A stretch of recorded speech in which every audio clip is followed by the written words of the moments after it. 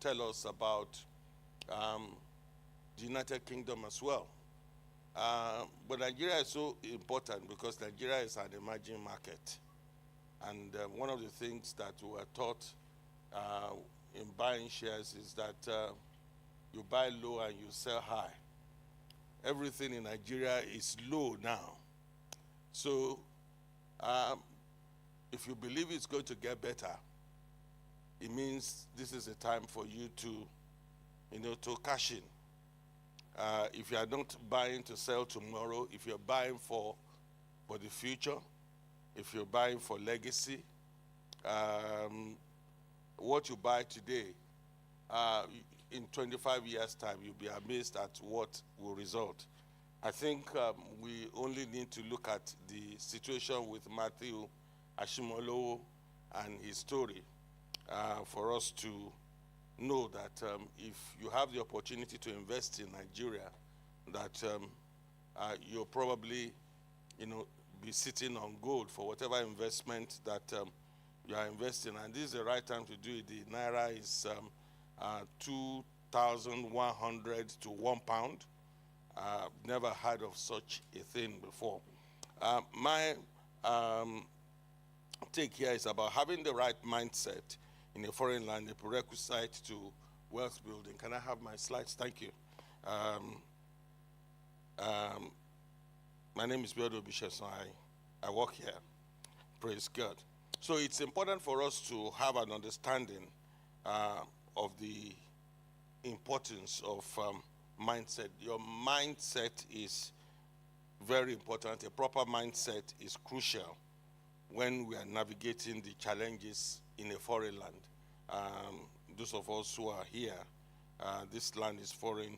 So it is important for us to align our attitude with God's principles. This is vital in building sustainable wealth. So what I want to do in a few minutes is to explore how a mindset aligned with biblical principles and guided by the practical secular examples can be the foundation for wealth acquisition in an unfamiliar environment. And I can use, I think our mindset is very important. I can use this building as an example. You may want to acquire a building like this, but what is your mindset? How do you go about it? What are the things that you're going to do? When we wanted to acquire this building, we wanted to get a mortgage. We have a board of trustees, about 7 people, all doctors, all erudite, either doctors or near doctors, or doctors in their own area. And we went to HSBC to see the manager. And we had a brochure about the church, about our strategies and the things that we wanted to do, about nearly 50 pages. And we went there, and it was as we went that we came back. And not only did that happen, we also got trapped in the lift, and they had to call the fire brigade to release us. Proverbs 23:7 says that for as a man thinks in his heart, so it is. So, and this emphasizes the power of mindset in determining life's outcomes. Maybe you help me to change the slides. I say next slide, but next slide, biblical foundation. Thank you. So the mindset, our mindset is very, very important. Philippians 4:8 tells us that, brethren, whatever things that are true, noble, just, meditate on it. So we need to, it's a call for us to focus on positive and godly thoughts, essentially in navigating life here in a foreign land. I'm talking about here in a foreign land because it is very possible for us to think that it's not doable, but it is doable. All things are possible with God. We need to trust God's plan. The Bible says that, God has a plan for us.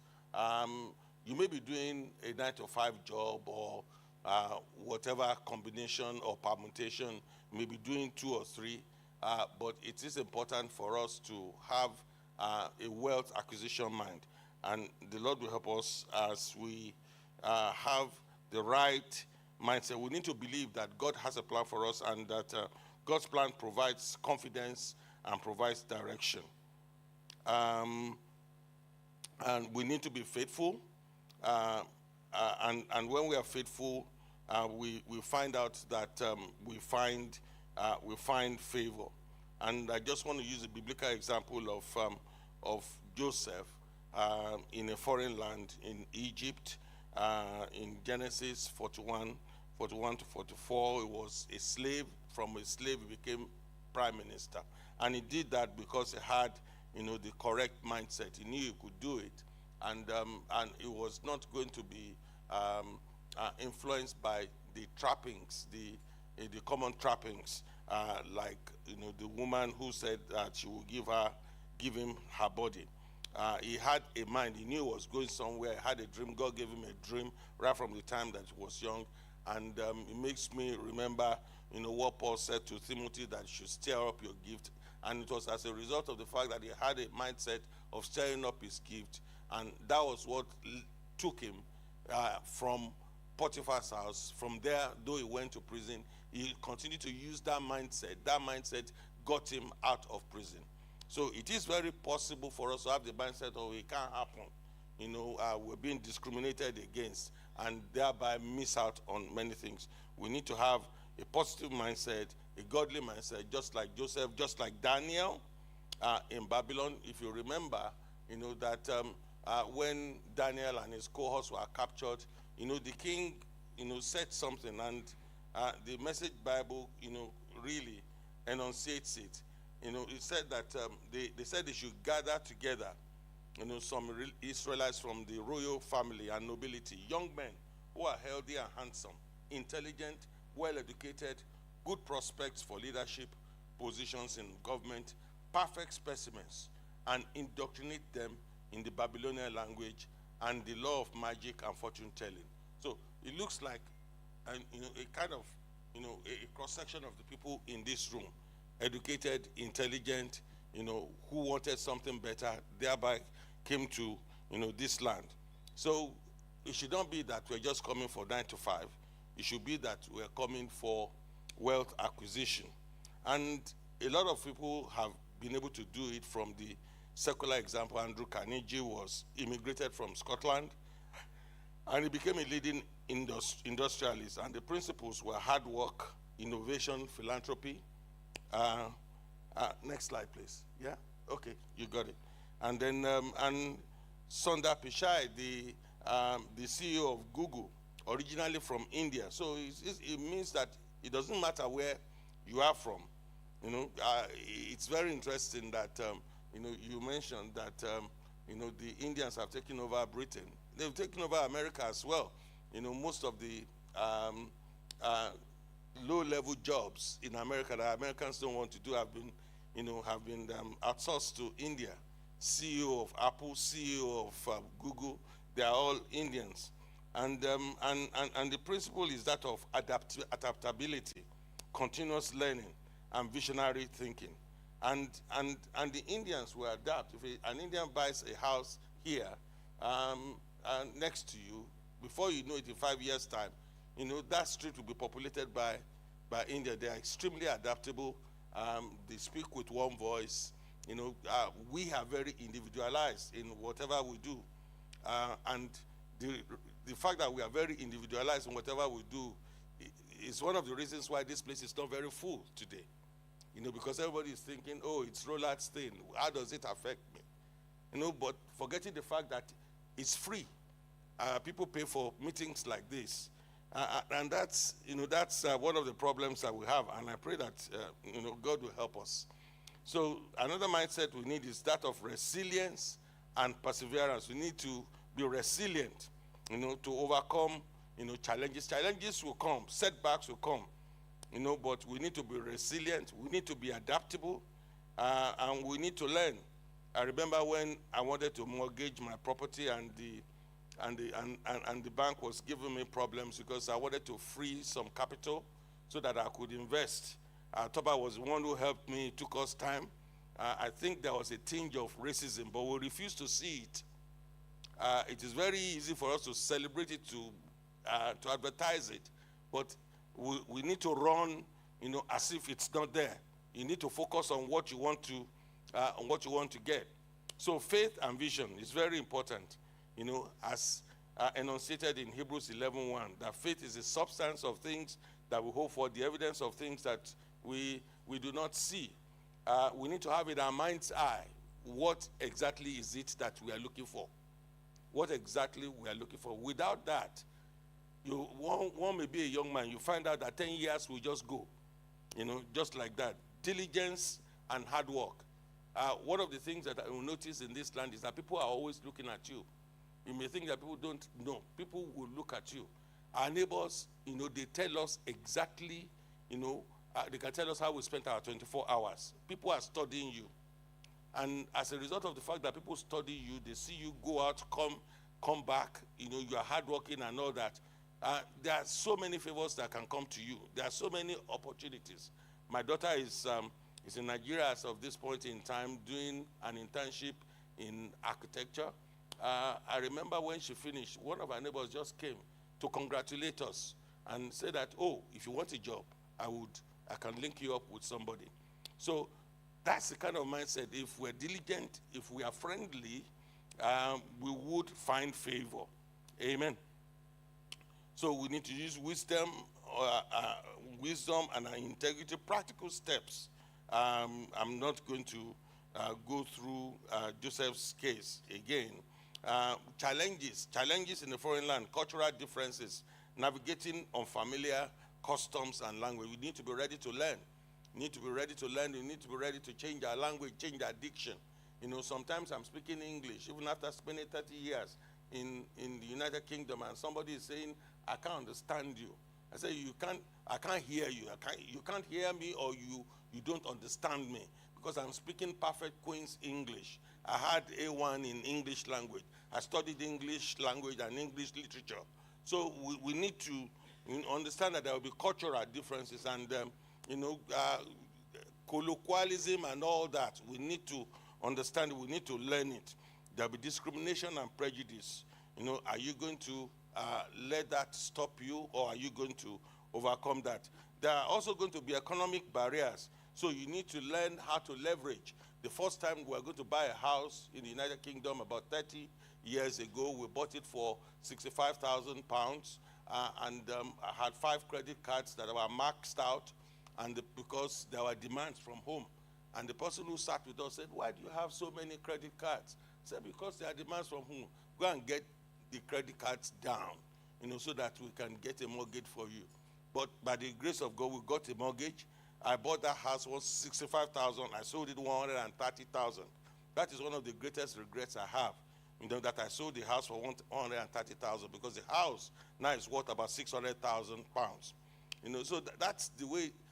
And without, if you don't have knowledge, the Bible says, my people perish for lack of knowledge.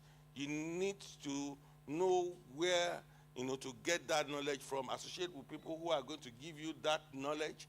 But if you sit and we think that we know everything, we'll probably be missing out on many things. But I think that generosity is also very important. One of the things, we are very, very generous people as Africans. But when we come to the UK, we become individualized and we become very stingy. And when we become stingy, we miss out on many things.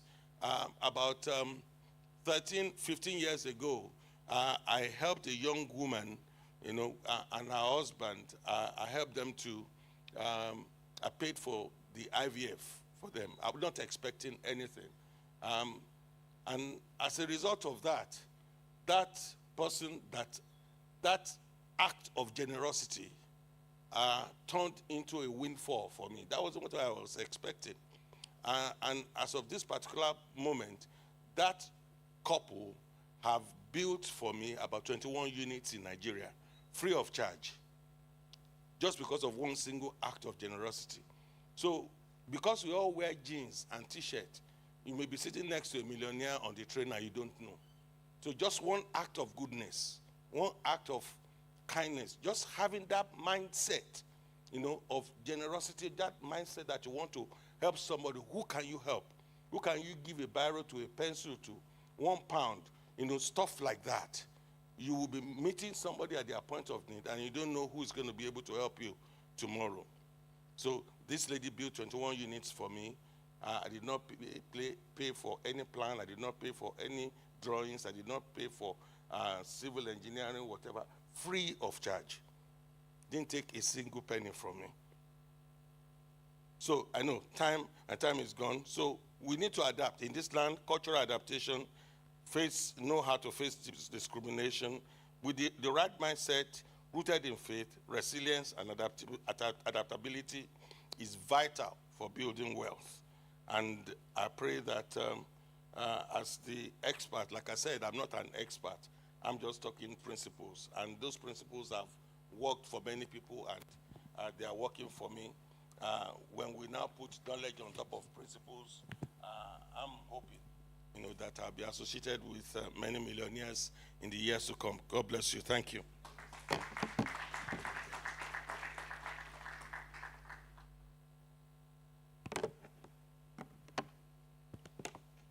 That was absolutely fantastic. A round of applause again for Pastor Abiodun.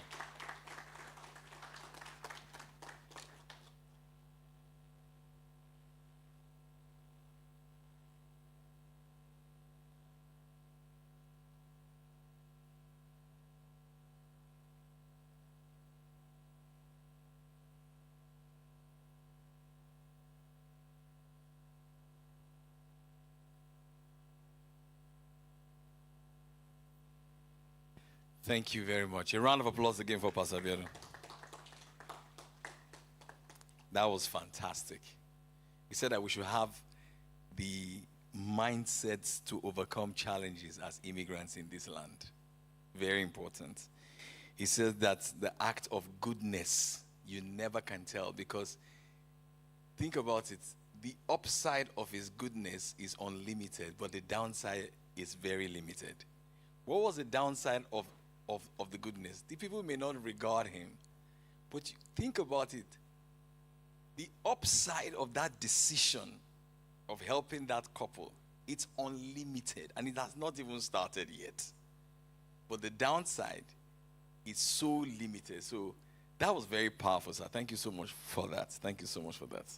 And the last thing I heard, when his daughter graduated from the university from architecture, a neighbor came to him and said, if you want a job, I can help you do that. Oprah Winfrey put it beautiful. She said, there is no discrimination against excellence. We will be discriminated. It's normal. But one of the attacks of discrimination is that you need to be absolutely good. Be so good that they can't deny you, that they can't ignore you. Be inignorable. I think that's it. So we've got another talk. It's called Building Financial Intelligence. Are you ready for that? Look at your neighbor and say, neighbor, neighbor. No, you guys are too English for me right now. Say, neighbor, neighbor. No, if that neighbor is not ginger, pick another neighbor. Say, neighbor, neighbor. Are you ready to listen about money? Before I invite Pastor Tayo, I was listening to one of the UK's top traders. His name is Gary something. I was reading the book out. He has a big YouTube channel. And he was really dissecting the difference between wealth and money. I thought that was very, very powerful. When you watch that video, you now realize that most of the money you pay for everything, they are going back to the very rich. They're going back to the very rich. So once you understand that, you will over-index on assets and you will under-index on liabilities. So ladies and gentlemen, with a resounding round of applause, give it up for Pastor Tayo Ojo. Tayo, I hyped you so much, right? Thank you. Thank you so much. Thank you so much. Okay. Good evening, prospective investors. Is it good morning, prospective investors? It's great to be here today. I want to say thank you to Rolad Properties for inviting me and for putting this together. And I also want to honor Pastor Abiodun Obishesan. I'm a student of Pastor Abiodun. We've come a long way. Pastor, I didn't sell my property. My property is still there at N1, worth over 600,000 now. So, and when Pastor was pastoring us in London, I think every serious member bought a property.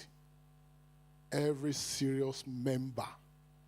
Those who are consistent in church. Those who are working hard to support the church. Because information comes freely. We don't really need to hold seminars to pass information around within the church. And we all bought properties. The ones that didn't buy and that were still some of them still living in council estate right now are people who are never consistent in church. We have Deacon Olatunbo, who is a lawyer. So he does conveyancing for us then. So today I'll be talking about creating wealth by enhancing financial capability. Creating wealth by enhancing financial capability. There is no way you can create wealth without money, and that is it. If you don't have money, you cannot create wealth. And I want to let you know that debt is also money.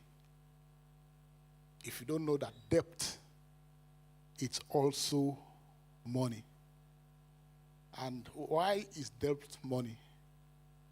Because you borrow money, which is debt, to create wealth. If you look at Dangote, the richest man in Africa today, if you dig into his debt profile, you'll be shocked how much Dangote is owing. But he has deployed the debt into things that bring income and that bring greater income. Did you get that? So when you borrow money and you owe, it's a form of money because you have something to invest, something which you may not have. So now I'm not going to be digging much into the scriptures. We have 3 John 2 that says it's God's wish for us to prosper. You can prosper in your health, you can prosper in your finance, you can prosper in your business, you can prosper in your career. You know that. If you look at Ecclesiastes 11:1-3, it talks about risk. Be ready to take risk and be ready to invest. Don't allow the environment, don't allow it to disturb your decision. Last year when bank interest rate was about 5.6%, we bought a property. We didn't say because the interest rate was so high, we are not going to move. We decided to move. The interest rate is going down now. So we'll fall back when the rates come down. So those are the things that we really, really need to know. Then Ecclesiastes 3:1-4, there is time for everything, times and season. You must know the time. You must know the season. You must not allow times and seasons to pass you by. When it comes to buying properties, especially in UK, taking mortgages, age is also involved in. When the bank wants to make their decision on how much they want to borrow you, they want to lend you, they are also thinking of when you will pay back, how you will pay back. So you need to take that seriously. People should be getting on the property ladder, before you are 30. If you have the opportunity, and if you have missed it, you can still do it. It's never too late. You need to understand the signs of time, like the children of Issachar. You know when to move. When the opportunity comes, you know when to grab it. So that's that. Now going straight, when you say financial capability, what you are basically saying is the attitude and the knowledge and the skill a person has to manage effectively his or our finances. People have money, but they don't know how to manage it. How many of us at the end of the year, you are not filing self-assessment, but you have gone into your financial information Now we have online banking. You download your transaction list, you look at your income for the year, and you look at your expenditure for the year. You analyze them. How have I spent my money? What goes on transport? What goes on going to dinner, going to parties, ashwebi, and everything? Have you done that before? So we need to know how to analyze our income and our expenditure. When you know that, you are able to better direct what comes to you. One thing we need to know about financial management is it's not when you become millionaire that you start to manage finance. You start it when you are at the low, when you are just starting. Some people will be thinking that when I'm at this level, then I'll start managing. I have been in that situation before, despite the fact that I'm a chartered accountant. I have been in debt before, so if I'm standing here, I'm talking from experience. So I'm not talking of what I read. So I've been in debt. I mean, I've got my hands burnt.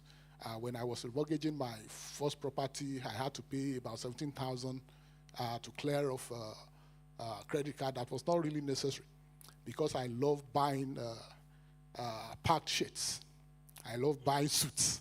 I get to Marks and Spencer. They are doing sales. I buy things that I don't really need. When I walk into office in DEFRA, suited up, I'm better dressed than my financial director that I report to. So there was a day we were just chatting, and he showed me the picture of his house somewhere in Seven Oaks, and I looked at the property. That was when I decided to move out of London, and I moved to Slade Green, at least into a bigger space. So these are the things that we need to know. So financial capability gives you the power and the confidence to make most of your money and to improve your lives. Many of us, we are not making the best that we can make with what comes to us.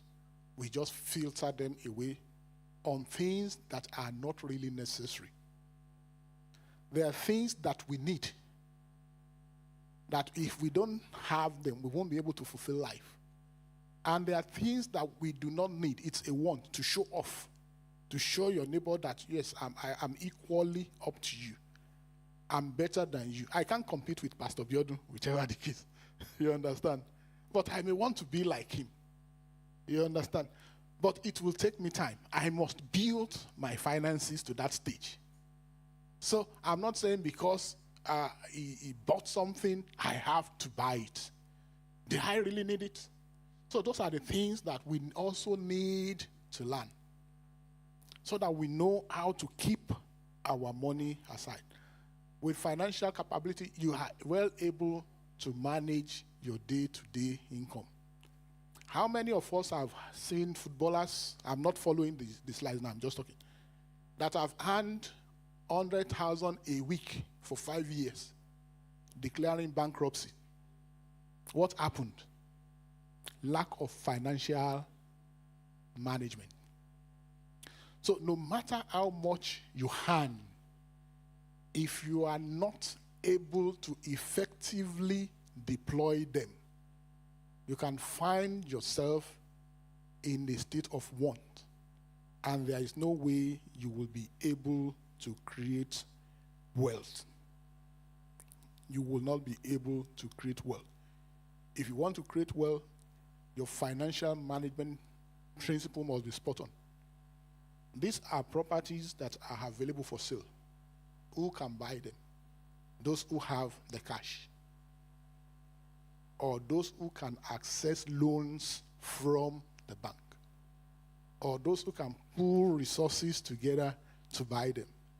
So these are the thinking that we really, really need to be talking about.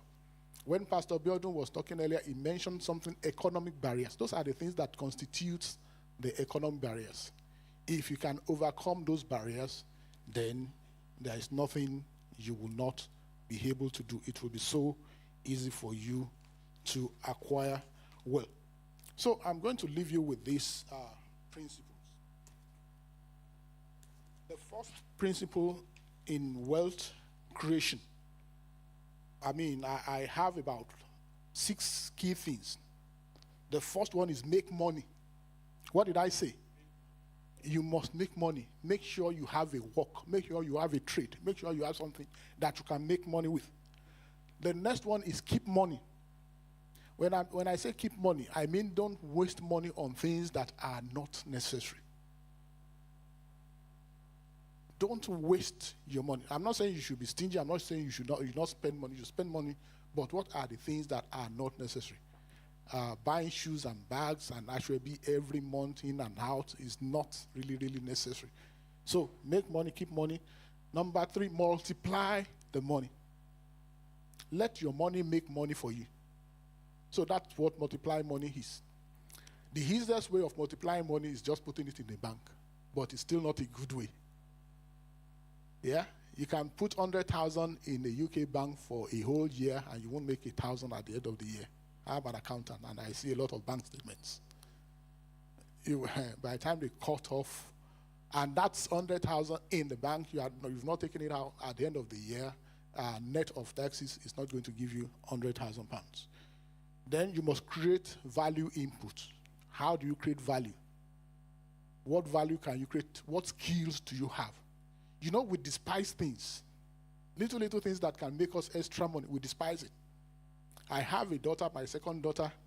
While she was in uni, she was doing tutoring online, teaching other students, making money. You know, some other ones will be on the Facebook chatting away, and now she's planning to buy a property.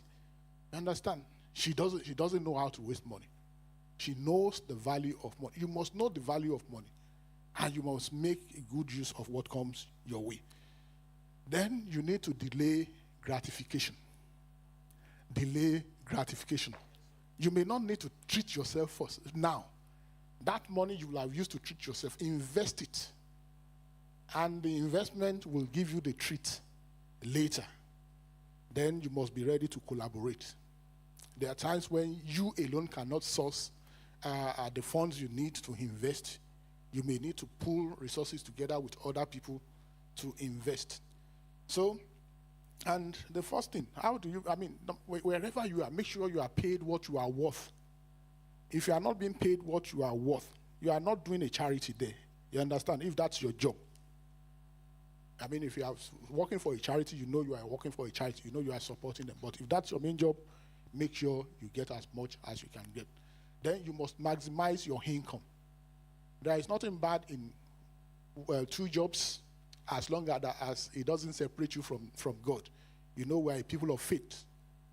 And I told you earlier on that those who are committed in church, they all bought houses. They all bought houses then. And after that, we have gone up to buy more than that. So you must maximize your income. If you are a low-income earner in UK, there are so many things that are available to you. I mean, don't be too shy to get it. I always teach that anywhere I go. Don't say you are a Christian and what is your entitlement, you don't take it. Please take it. Others are taking it. Then when you maximize your income, also minimize your expenditure. And when we say minimize your expenditure, we are not talking of expenditure reduction. We are talking of expenditure control so that you don't spend recklessly. You may be buying cheap things that are not durable, that will be replacing all the time. That's not a good minimizing of expenditure. But just make sure that you spend well so that you have enough money to invest. So then we talk of debt. People are always scared of debt. There is nothing wrong in owing money. There is nothing wrong in owing money. If that money is owed on thing that has appreciable value.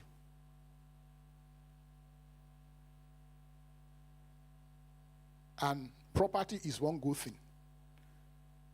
Land is another good thing. So I'm standing here before you. I have my bank debts. Pastor Toba knows, at least have an idea of what I owe. But he also has an idea of the assets that I owe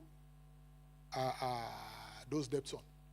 So if you sell those assets and pay off the loan, I will still have £1 million. So that is it. So I'm using the bank's money to trade. And I know they are not going to call for it immediately. You understand that?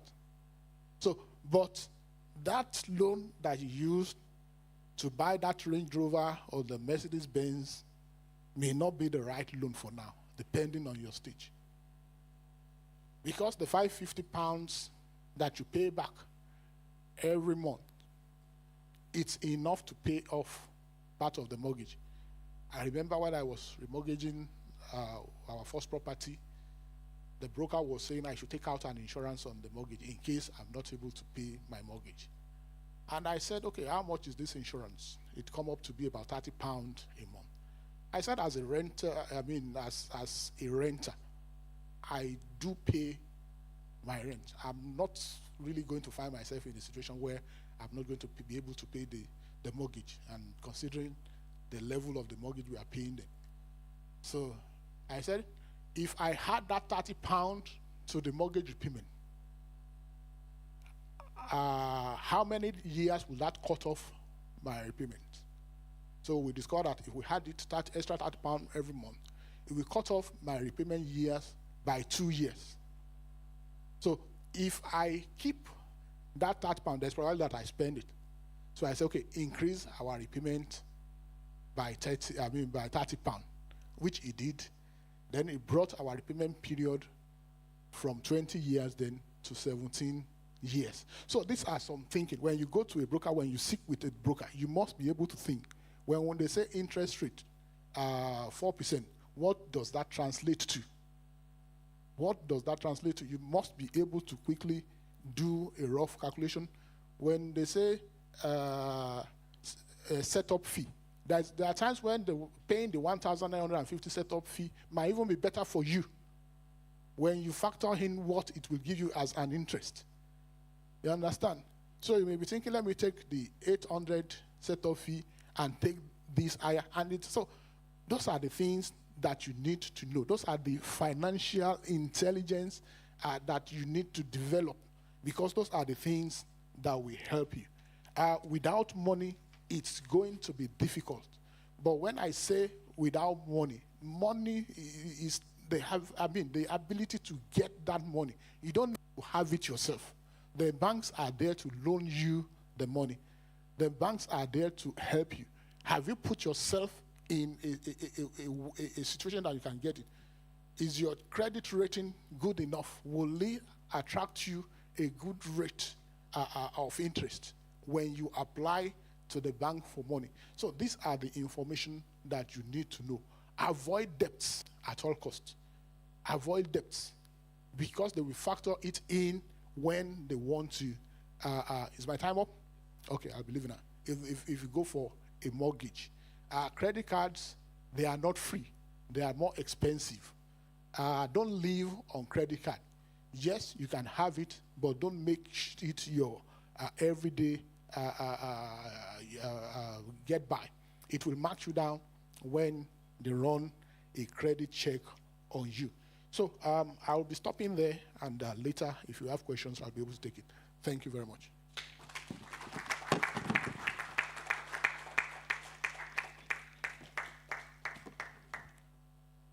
A very big round of applause again for Pastor Tayo. Thank you so much. That was very, very powerful. Very, very powerful. He said we should make money. He said we should save the money. The question is why? I think it was Charlie Munger that said that whenever the odds are in your favor, bet heavily.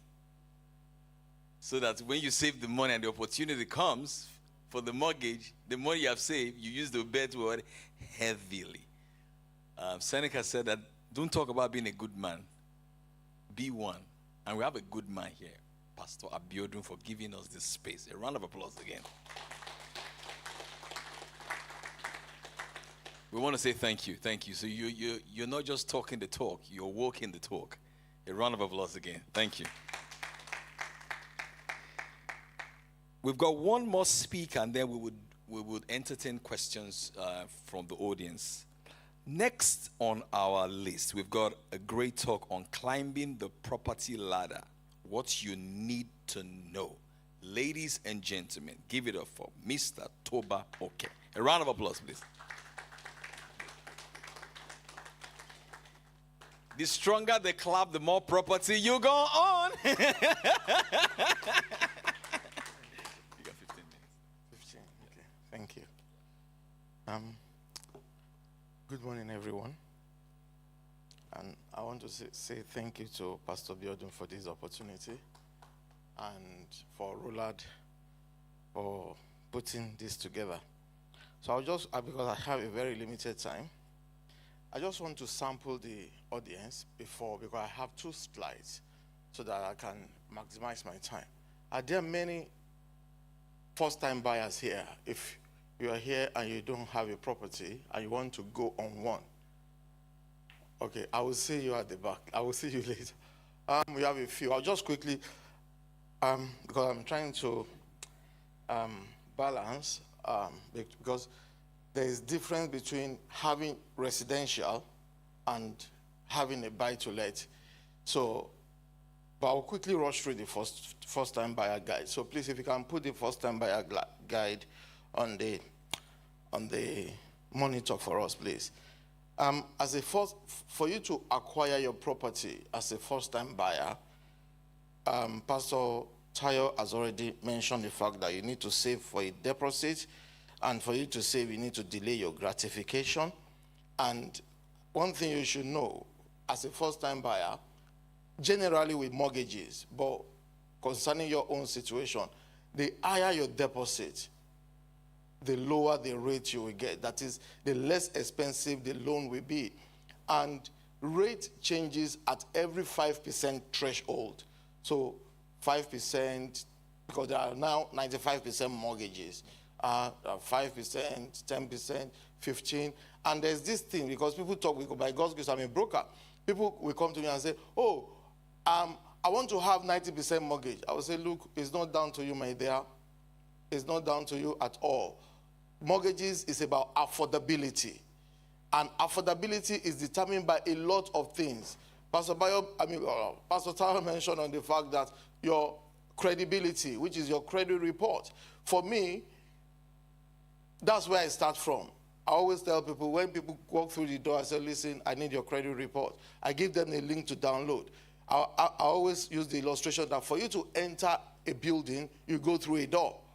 So the door to accessing mortgages is your credit report. And you know, the Bible says you should guard your heart with all diligence. Out of it flows. In mortgages, your heart that you guide with diligence, with all diligence, is your credibility. You know, we have a lot of careless, unfortunately, in our community, because thank God everybody here looks like me. In our community, some people are careless. A lot of people, more than half, are careless. For example, you get a letter in the post, your water company say you are owing them, or EDF say you are owing them, and you are not owing. Say, oh, I'm not owing. You just throw the letter aside. It has ruined a lot of people. Because you know what? Those guys, is a system. It's not the person that has written the letter. It's a system. Most of those letters are system generated. And once you receive such, dispute it immediately. Let it be on record. So people will say, I'm not owing. They just ignore. And guess what happens? They put it on their credit file. Some have CCJs that they don't know about. CCJ is a county court judgment that a creditor gets against somebody. And there are some banks, for example, high street banks, you know, the banks that you know, the Barclays of this world and the likes, they will never lend to anybody with, you know, those banks have been there for more than 300 years. Do you know why? They don't take risk. So when you have a bad credit, to them you are a risk. Everybody is a risk, but they do risk assessment. You are a high risk, and their risk appetite differs, and that reflects on the rate at which you can borrow money. So please, you need to really, delay your gratification. Look after your credit. It's very, very important in this system if you are going to access it. And that is number 2. Number 3, that you need to speak to a broker. The reason why you need a broker is this, very simple. It's not because you know, people don't want to spend. Look, you can never get something worthwhile for nothing. It comes at a cost. But the advantage is this. You have access to the whole of the market. For example, as of yesterday, if you want to get 90% mortgage with Barclays, the rate is 4.85. Guess what? If you come to me as a broker, I will get you a cheaper rate at 4.65. I won't mention the bank. And there are banks that will give you even less. So I have access, as I speak to you here, I have access to 85 lenders. But if you go just to your bank, to Barclays Bank, if you bank with them, or HSBC, or TSB, or Halifax, or Lloyds, by law, they can only recommend their own product. Even if they know that there's a cheaper product elsewhere, by law, they can't signpost you to where that cheaper product is. So by coming to a broker, for example, you might say 4.65 and 4.85. That's what is just 0.25. But I tell you, on £200,000 mortgage, that will cost you, over a 5-year deal, can cost you in excess of £10,000. Whereas a broker will save you all that stress. So you need to get a broker. And it's not just getting you a mortgage deal, it's also guiding you through the process. Because our brother said something when he started. He said, they kind of, I can't remember the word, but that you walk through darkness, that you walk through the dark. You needed somebody to hold. You groped, thank you. You groped through the dark. Why? Whereas if you have a broker that you work with, then the broker, because I always tell people, there is a difference between brokerage and advising. Yes. I am more of an advisor. I don't just get you a deal. I walk you through the process. And that is what I do. By God's grace, our results are there to speak for themselves. So then you need to get a decision in principle. Because without a decision in principle for first-time buyers, you cannot view a property. No estate agent will allow you. So once you get a decision in principle, which is a credit decision, you view properties. After you view properties, and for your information, if you're going to view property, you will view a lot of properties. You are going to view a lot. As in, so be prepared to travel far and wide to get. And let me tell you this: you will never get a property, even if it is a new build, that will tick all your boxes. So that's where you now kind of ask yourself, what is important to us? What is not important? Then you need to you make an offer. And I want to say this to first-time buyers. Look, you don't have to make offer at asking price. For your information, you are allowed to negotiate. Estate agent will give you an impression that you can't negotiate. You know why? Don't always remember this. Estate agents are not your friend. They are not working for you. They are working for the vendor and for themselves. Because their commission is not capped.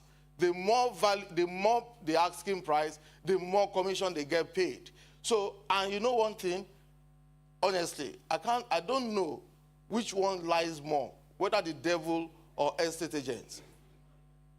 And the reason being that, you know, when you view a property, because they want to create an impression that a lot of people have viewed it, they will tell you, look, 20 people have viewed it. And let me tell you this again, no matter how much you put on it, on the property, they will still reject. They will tell you, oh, the person has declined. Why? Because they want to drive the market. They want to create a false impression. And there are some words that you need to say to them for them to know that, look, I'm not going to shift from where I am.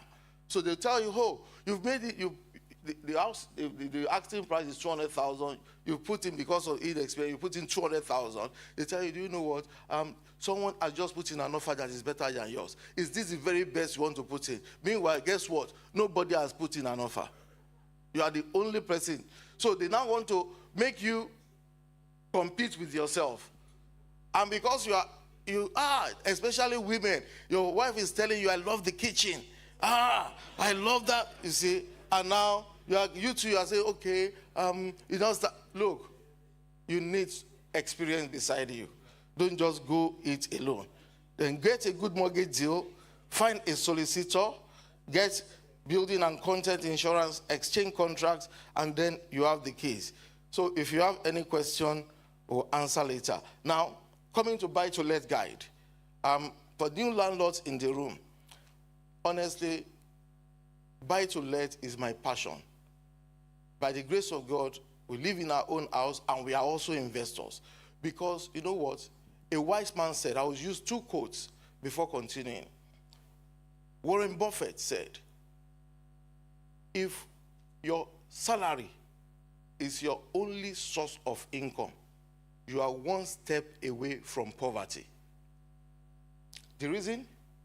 If you lose that job, you are in trouble. Then another man said that if you don't make money while you are sleeping, you will work till you die. And I believe people in this room don't want to work till they drop. So, one of the easiest way to make residual income, for money to work for you while you are asleep, every time of the day, every moment of the day, is through buy to let. Last year, October, I raised money for one of my clients. This client had 21 properties. It doesn't have one block in Nigeria. He's a Nigerian. It doesn't have one block in Nigeria. And this guy called me and said, look, I need to raise money. I want to go and build estates in Nigeria. And I raised, by the grace of God, £1 million from his portfolio. £1 million, that is, the tenants are now the one paying the mortgage for that loan. And that guy took £1 million. And guess what he did? You know, because he was negotiating in Nigeria, he was negotiating for deals. You know, I don't know Rolad then, but now I know Rolad. Yes. So don't worry, I know where to signpost my people to. Do you know, by the time he moved that money to Nigeria, that money was over 2 billion. So can you imagine what 2 billion will do for you in other people's money? Because buy to let is leveraging on OPM. Our pastor talked about Dangote earlier. Do you know Dangote must not die now? Because if Dangote died today, a lot of banks will fold up in Nigeria. Because Dangote is the biggest debtor to all banks in Nigeria. That's why all bankers are his friend. And what is it about him? Leveraging on OPM. The light of coast carries. And that is what buy to let will do for you. That you getting assets, buying properties at below market value, trying to get more good deals. You know, there are a lot of things about buy to let. Buy, refurbish, refinance. And you know, you can buy,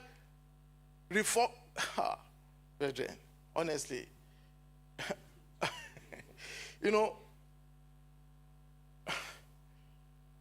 it's a good way of creating wealth.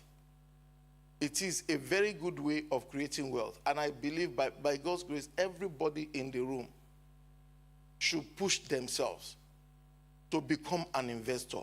You will never regret it. Yes, there are risks and everything. Look, you came in this morning. You left your home. Coming here is risky. How are you sure you will get here?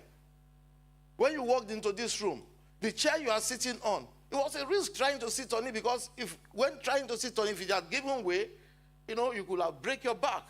So that is how it is with everything in life. So, and to do it is now having the right professionals, the right support, creating the right framework around you to be successful in it. Now, I know there are some landlords here. I've seen one. I don't want to look in his direction. But I know there are landlords in this room, buy to let, experienced landlords. So now, preparing to buy to let, you know, you need to ask yourself, what is it you want to achieve? In the sense that, because there are different ways of investing as a of being a buy to let investor. Do you want to go straight residential, having single let, family, you know, because that's security. And the risk is a bit low, because, you know, at the end of the month, 30 days, they pay you your money, you pay off your mortgage, you have residual income.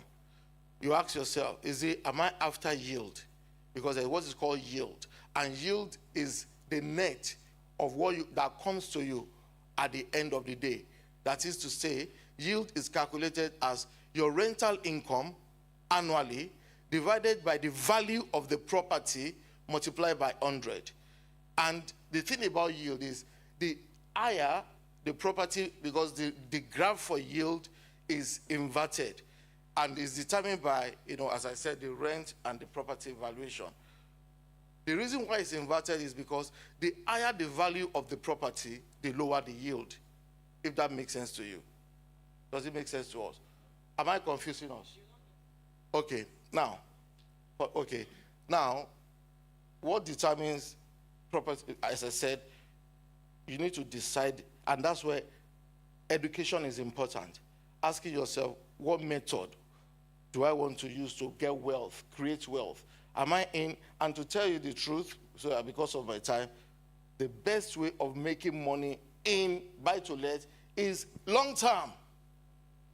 The thing about our community is that, I want to put in money today, and in next year, you can't work in property buy-to-let space. You need time, 10, 15, 20 years or more.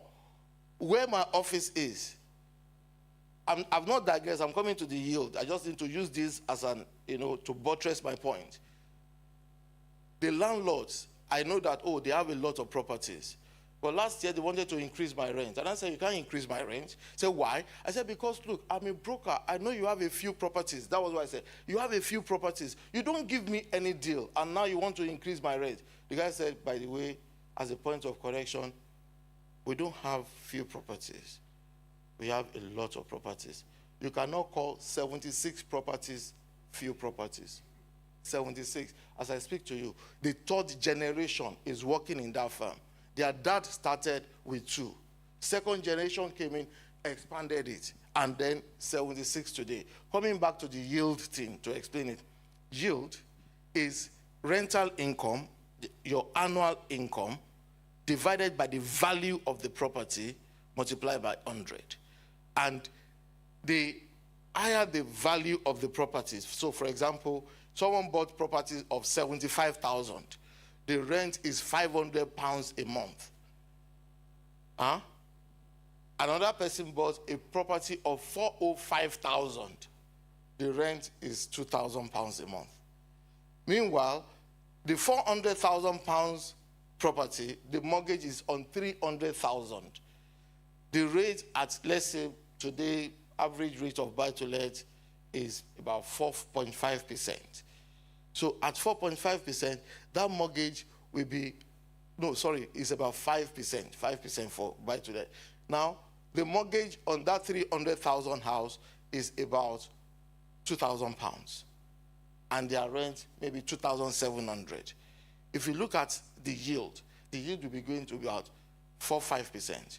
Whereas with the 75,000 pounds house, £500 rent, the yield is going to be about 9 to 10%. So the yield is more on the lower valued property compared with high value property. So you need to know what your strategy is. And also, as I said, single let, there are HMOs, that is house of multiple occupancy. You're renting out rooms, but the risk is also high.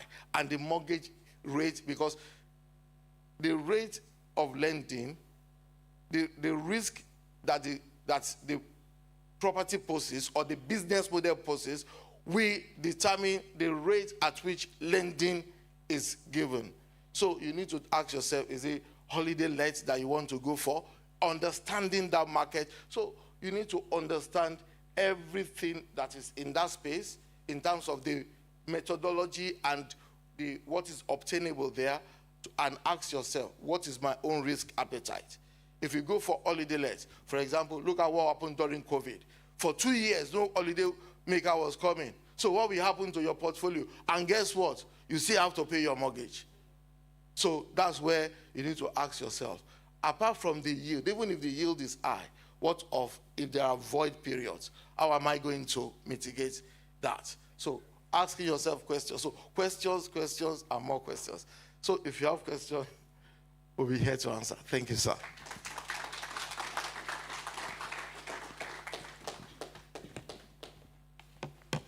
I don't think that round of applause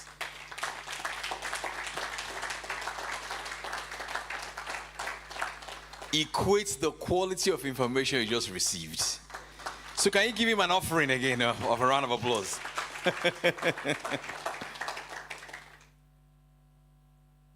I don't know if you have a YouTube channel or if you've got a podcast. If you don't have that, you are leaving a ton of money on the table.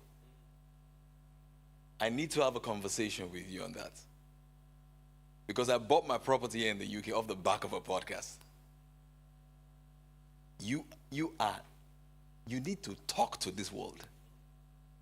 You need to talk to me, okay? Those of us listening to us right now, do you know if you get a property from us at Rolad Property, you can teach that experience of buying a property from Nigeria and sell that information? No, I don't think you heard me. You will buy property from us. Don't you hear me? They buy from us, and then your experience, you can monetize your experience. Do you know that? Have you been blessed today so far? We're going to go on a break shortly, but I think we should ask some questions because I've figured that there are some questions here. But before we do that, I think we should do like a podcast style where we have Pastor Abiodun, right? Pastor Tayo, and our brother here sit down, some sort of like a panel, and then you throw up your questions and I'll ask you, how do you want it, sir? So no, I'll get the chairs, yeah. Oh, don't relax. I got you. This is a free masterclass. Like Pastor said, why are people not here? If you belong to this church, right? If you come to church tomorrow and you see your brethren, here's what I want you to do for them. Like,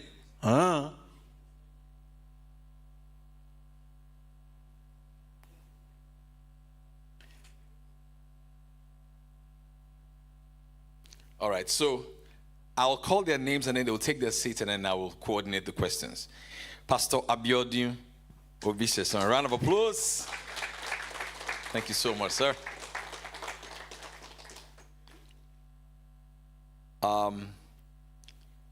Pastor Tayo Ojo, a round of applause.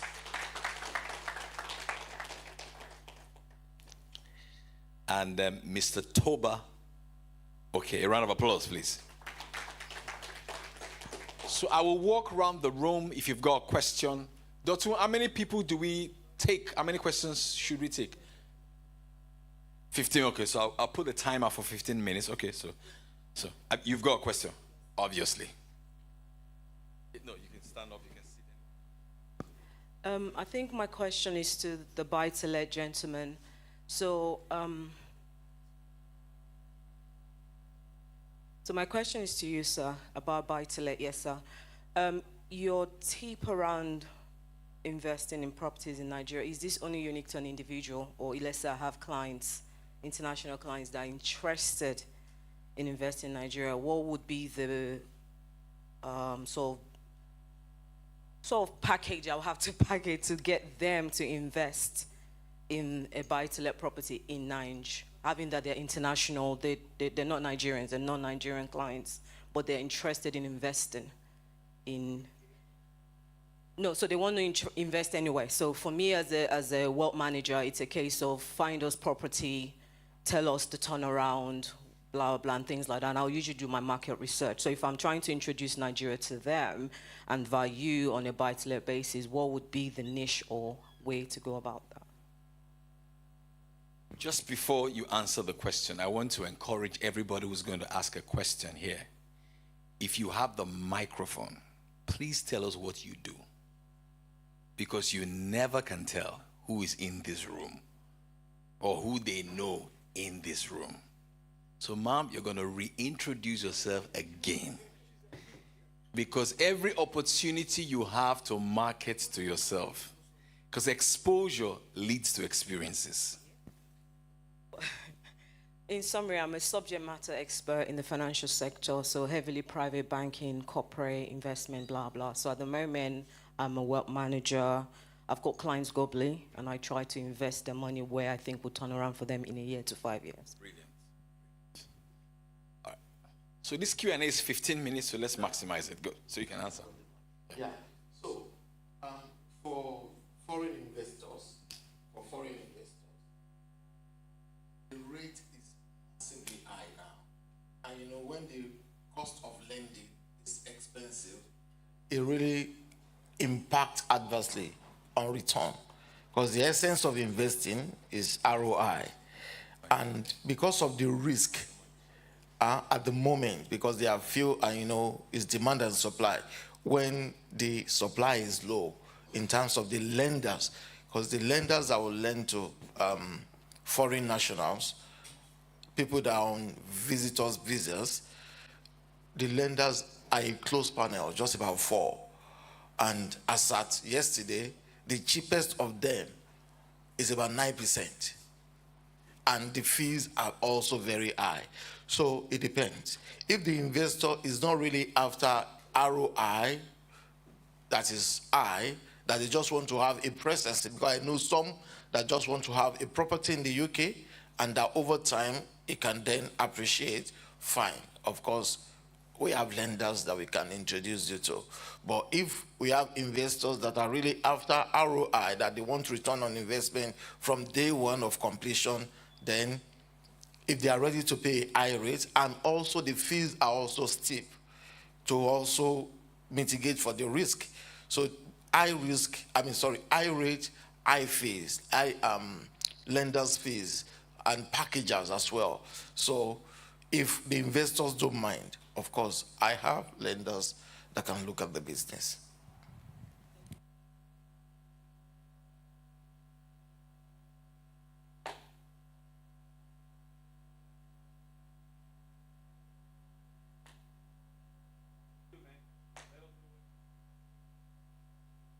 Hi guys, good afternoon because it's 12:05.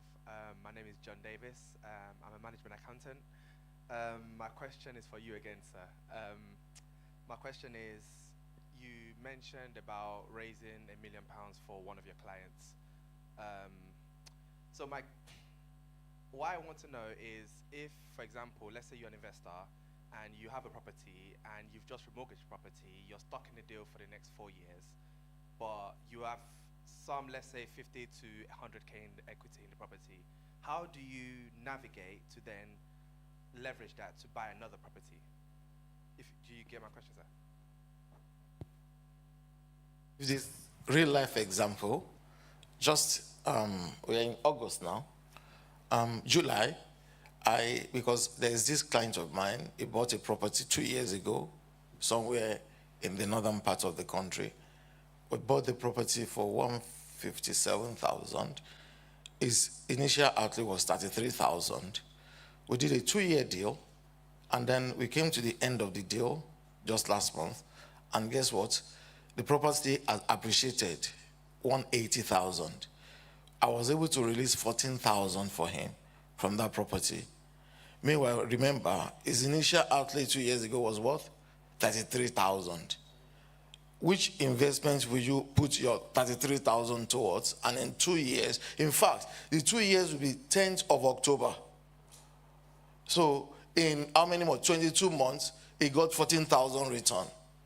And if you add the residual income, the rent that he got from that property, he's got nothing less than 20K from 33,000 initial outlay. Now, coming to your question, I just used that real life example to bring it to the fact that immediately you are coming to the end of your deal.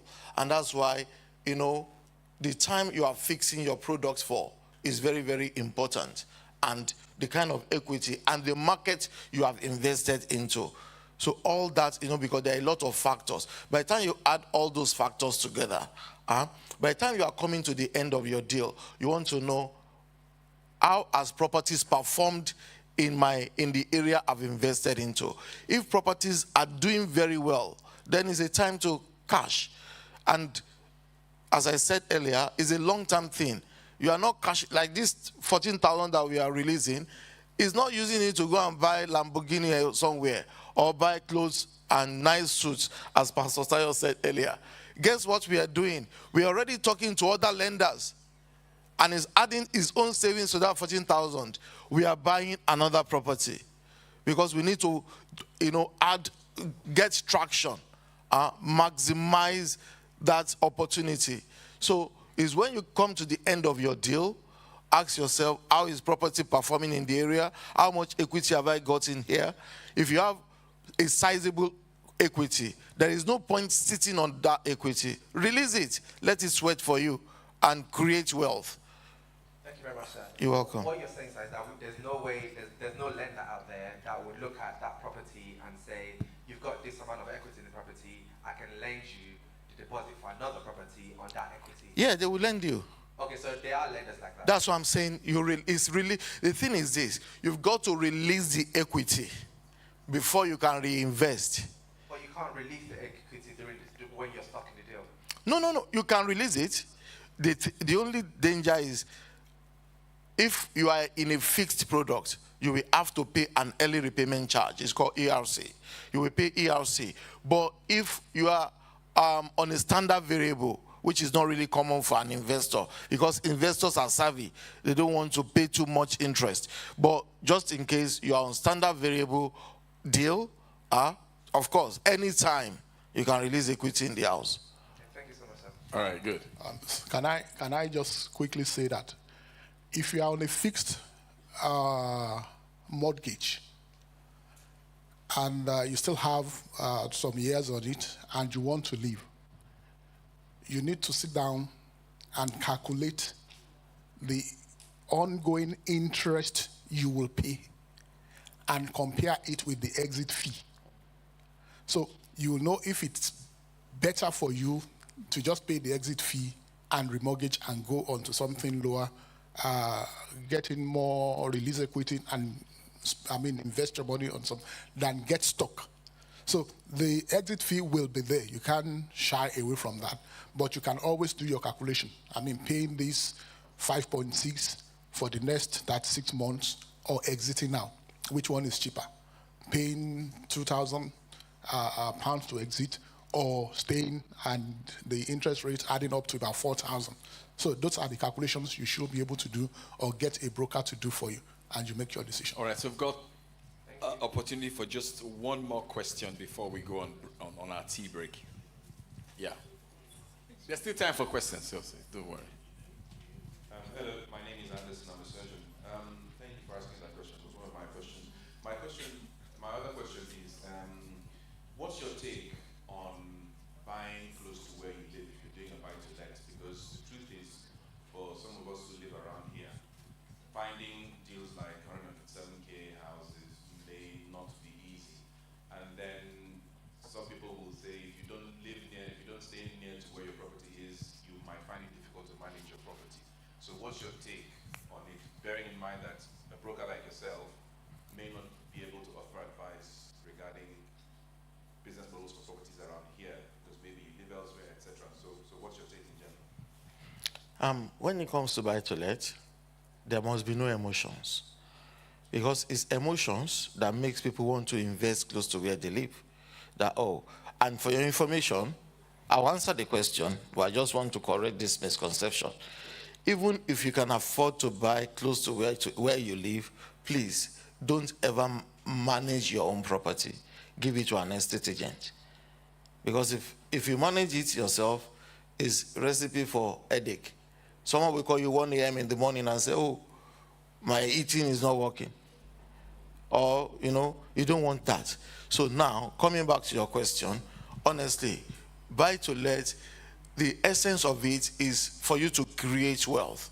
You don't want to buy at the peak. For example, what is happening in London now. You don't want to buy when the price is very high. You want to build it up. Just as I gave the example of someone that buys in the northern part of England. So it's for you to, first of all, ask yourself, what have I got to invest? What kind of savings have I got? If you know what you've got, then the next thing is for you to, buy-to-let deals start from 75%. Good deals start from 75%. You will need 25% deposit to start with. So when you look at your savings, which property can I buy that this savings will be 25%, that can use this savings as 25% for? Then you go on the system. Now, areas are very important area to invest in. It's not all areas that appreciate. I gave the example of that customer Do you know, I have another customer about 2 years ago that wanted to buy, I will now have to mention names, the city. She wanted to buy, the property was 5 minutes away from University of Middlesbrough. And the thing with me, as I said, I'm not just a broker getting a deal. I will help you research whether it's worth it or not. So she wanted to buy that property, £75,000. And she was, uncle, the woman calls me uncle, I've already gotten tenants. They are ready to pay £600 because the university, blah, blah. I said, no problem, just relax. And I went to check. As a matter of fact, if you buy right in the United Kingdom, if you buy right, that word is very important. Properties double in value every 10 years. Guess what? That property was she had agreed to buy it for 75,000. The vendor had accepted our offer. And we have where we check. And I went to check that property. It was sold in 2002 for how much? 67,000. I told her, don't try it. This is not a good place to invest. So all these things matters. It's not just the price that, it's 50,000. I'll be getting this. For us as investors, yes, the yield is important, but the cherry on the cake is the capital growth. If the capital growth does not make sense, forget about the yield. Because the yield is where the growth, the capital growth is where you create wealth from. The yield is just for cash flow. So I don't know if I've answered your question. All right, so ladies and gentlemen, we will have to take a break now because not everybody has a question and people are tired of sitting. So let them stretch their legs, shake hands, because the more hands you shake, the more money you make. You see? All right, so shake hands, get to know someone, have a cup of coffee, and what? And it's at the foyer. Great. Thank you, Papa Sabioni. If you hang on a second, musician, wait. If you have friends, hello. If you have friends that are not here and you know that you'll gain a lot of value, please ring them now and tell them to come because we are here till about 2 p.m. So thank you.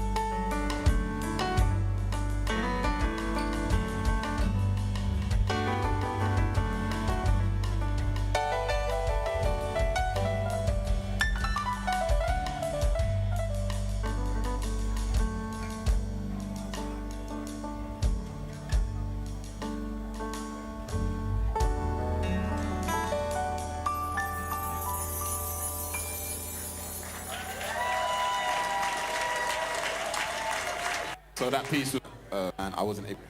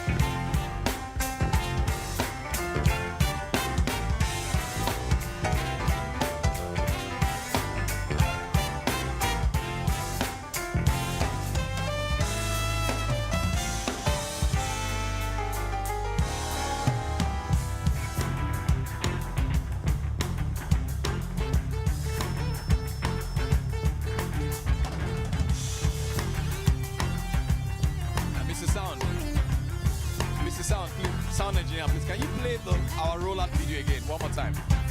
As we all gradually take our seats. Thank you very much. Thank you very much. Everybody grab a seat. Grab a seat. Marketing 101.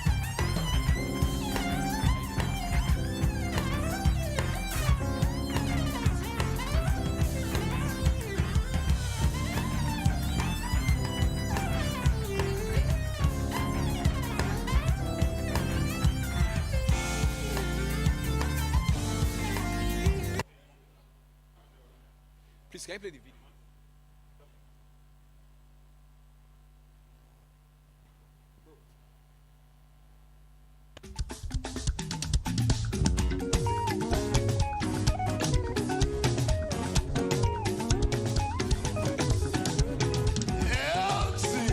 Man of God, come on now.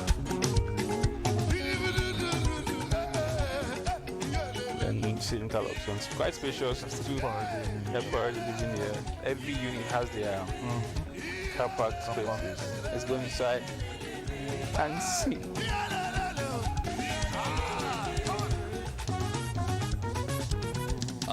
Please, everybody, can we come together, including those at the foyer? The class starts now.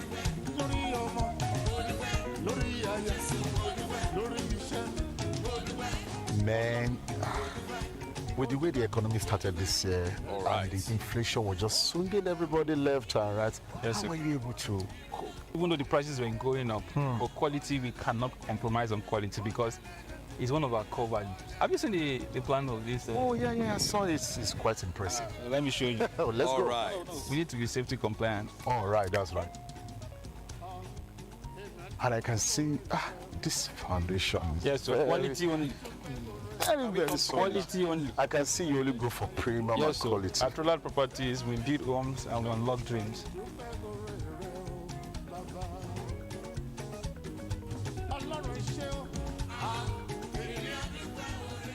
What we are delivering here is nothing short of quality, nothing short of luxury. Wow. If you are the one that like nature, from this estate, you can take 15 minutes jog down to the beach. Woo!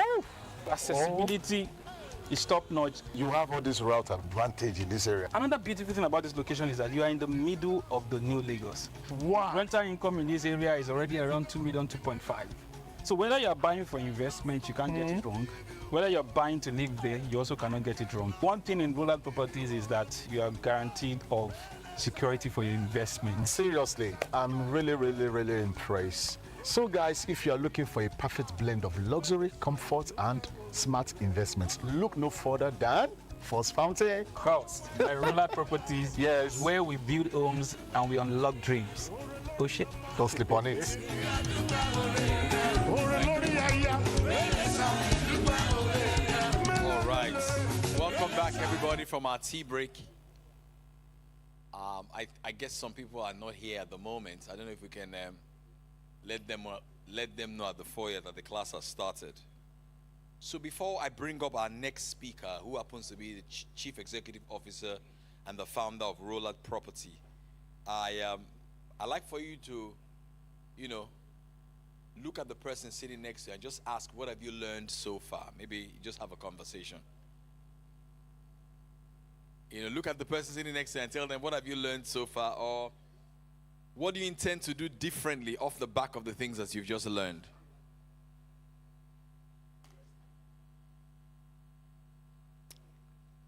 All right.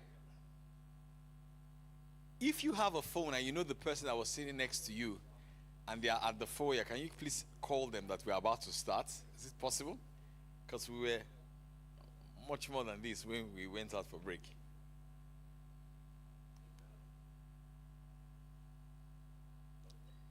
All right.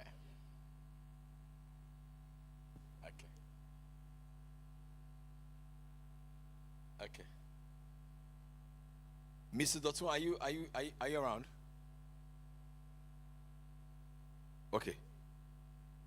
While we're waiting for him, does anybody want to share what they've learned or what you intend or what you may do differently because of what you've heard so far? I think I can take one or two more questions for our first three speakers while we're waiting for Mr. Dotun. Anybody? You have a question? Based on what our speakers had spoken about earlier. Yeah?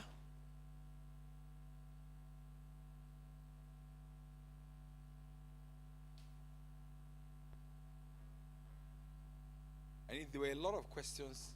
Anybody else ask a question concerning what was spoken of? All right, great. Because the speakers are still here, so we can answer those questions while we're waiting for Mr. Dotun. Here you go. So, just two questions. One, with the new laws in terms of taxation for buy-to-lets, if you buy personally, would you advise that people buy through company?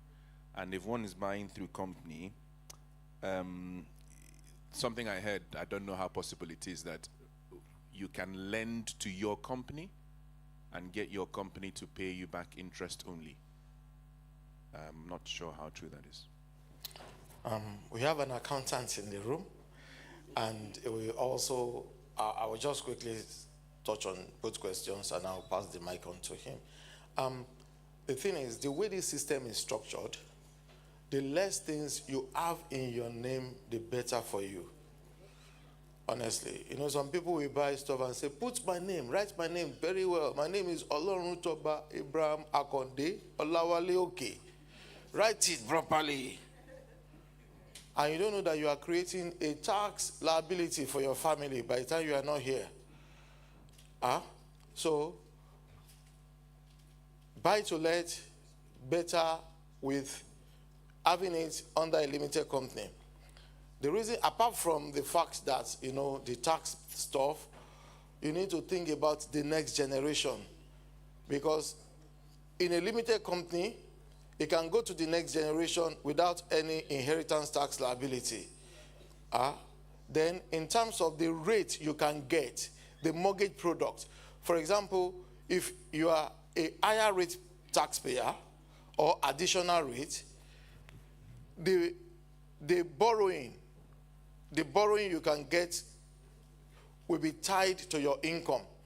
For example, normally, a basic rate taxpayer, if you're going to borrow for a buy-to-let, the borrowing is stress tested at 1.25%. What that means is that they will borrow you, what they will use to stress test borrowing, your rental income, your mortgage, multiplied by 1.25. That's all they need for you to borrow that amount of money. But if you are a higher rate taxpayer, some lenders will stress test at 1.45%, some 1.65%. Whereas with limited company is flat 1.25. So they don't care about how much you earn. Because they are not borrowing you, they are borrowing the entity. So they look at the entity. Then the second question, if you have more than one company, which we know a lot of people that do, and for example, you have a trading company that have so much money in the account, and now you've set up another property company, because you are a director to both, you are allowed to borrow money from one to the shell, to the SPV, and use that as a deposit to purchase the property. It's just that you must have an accountant like Pastor Tayo that will guide you through the process. Don't do self-help. Because one thing I understand about this community is people want to make money, they don't want to spend money. They are looking to get something for nothing. The moment you want to start creating wealth, be ready to spend money. Honestly, nothing goes for nothing. Thank you. Pastor Tayo want to say one or two things. Pastor Tayo, because Dr. has to speak now, okay, we would come back to that because I've got a couple of questions from our online community, people watching us. So hang on a second, we'll come. All right, so next, a round of applause again, please. So we have the visionary of Rolad property in the house. Is the dream bearer. Is the one that God has placed the vision of Rolad properties and allied services in his heart. His talk to us today is building generational wealth. This was a business that started from nothing. Today with offices in the UK, properties all over the world. Ladies and gentlemen, let's put our hands together for Mr. Dotun Oloyede. A round of applause, please.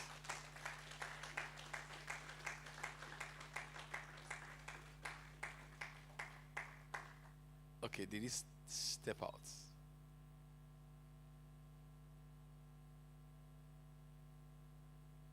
There's one question from the online community. Just put that at the back of your mind after Dotun's speech.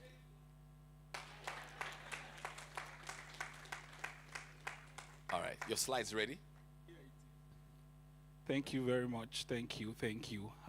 Good afternoon. First and foremost, please, I want to indulge everybody. If you can just rise to your feet and let me give Pastor Abi a very big round of applause.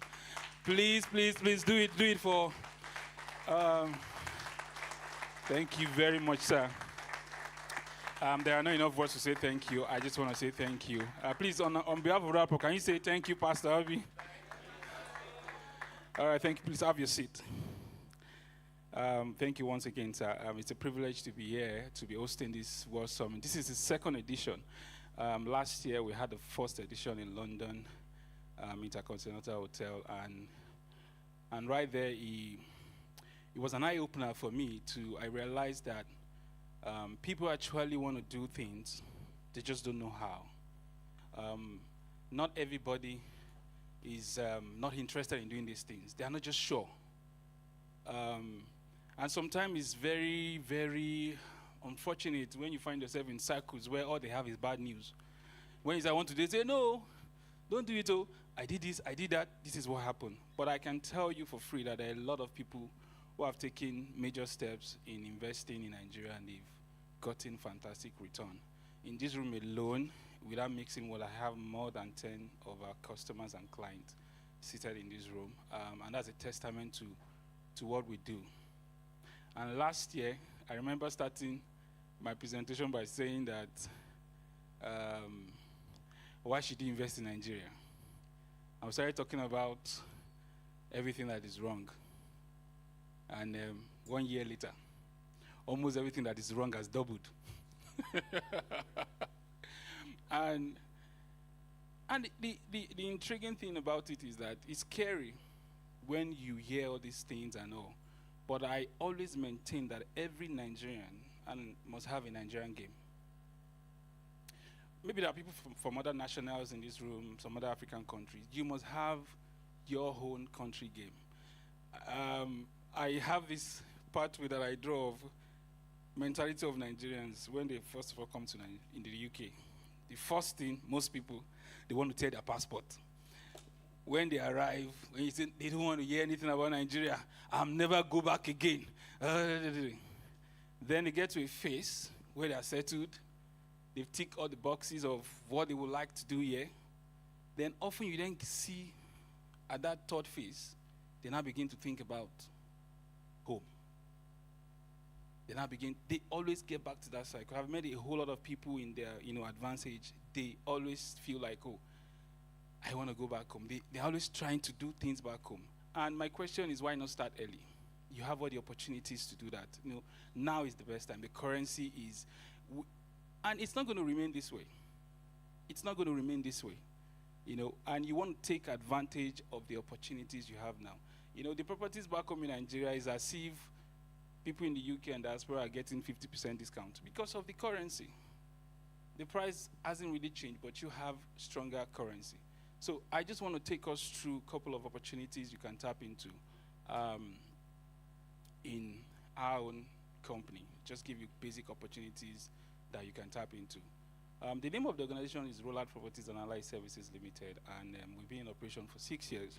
And in that 6 years, God has helped us to deliver 27 estates, 3,000 to 4,000 clients, and still counting.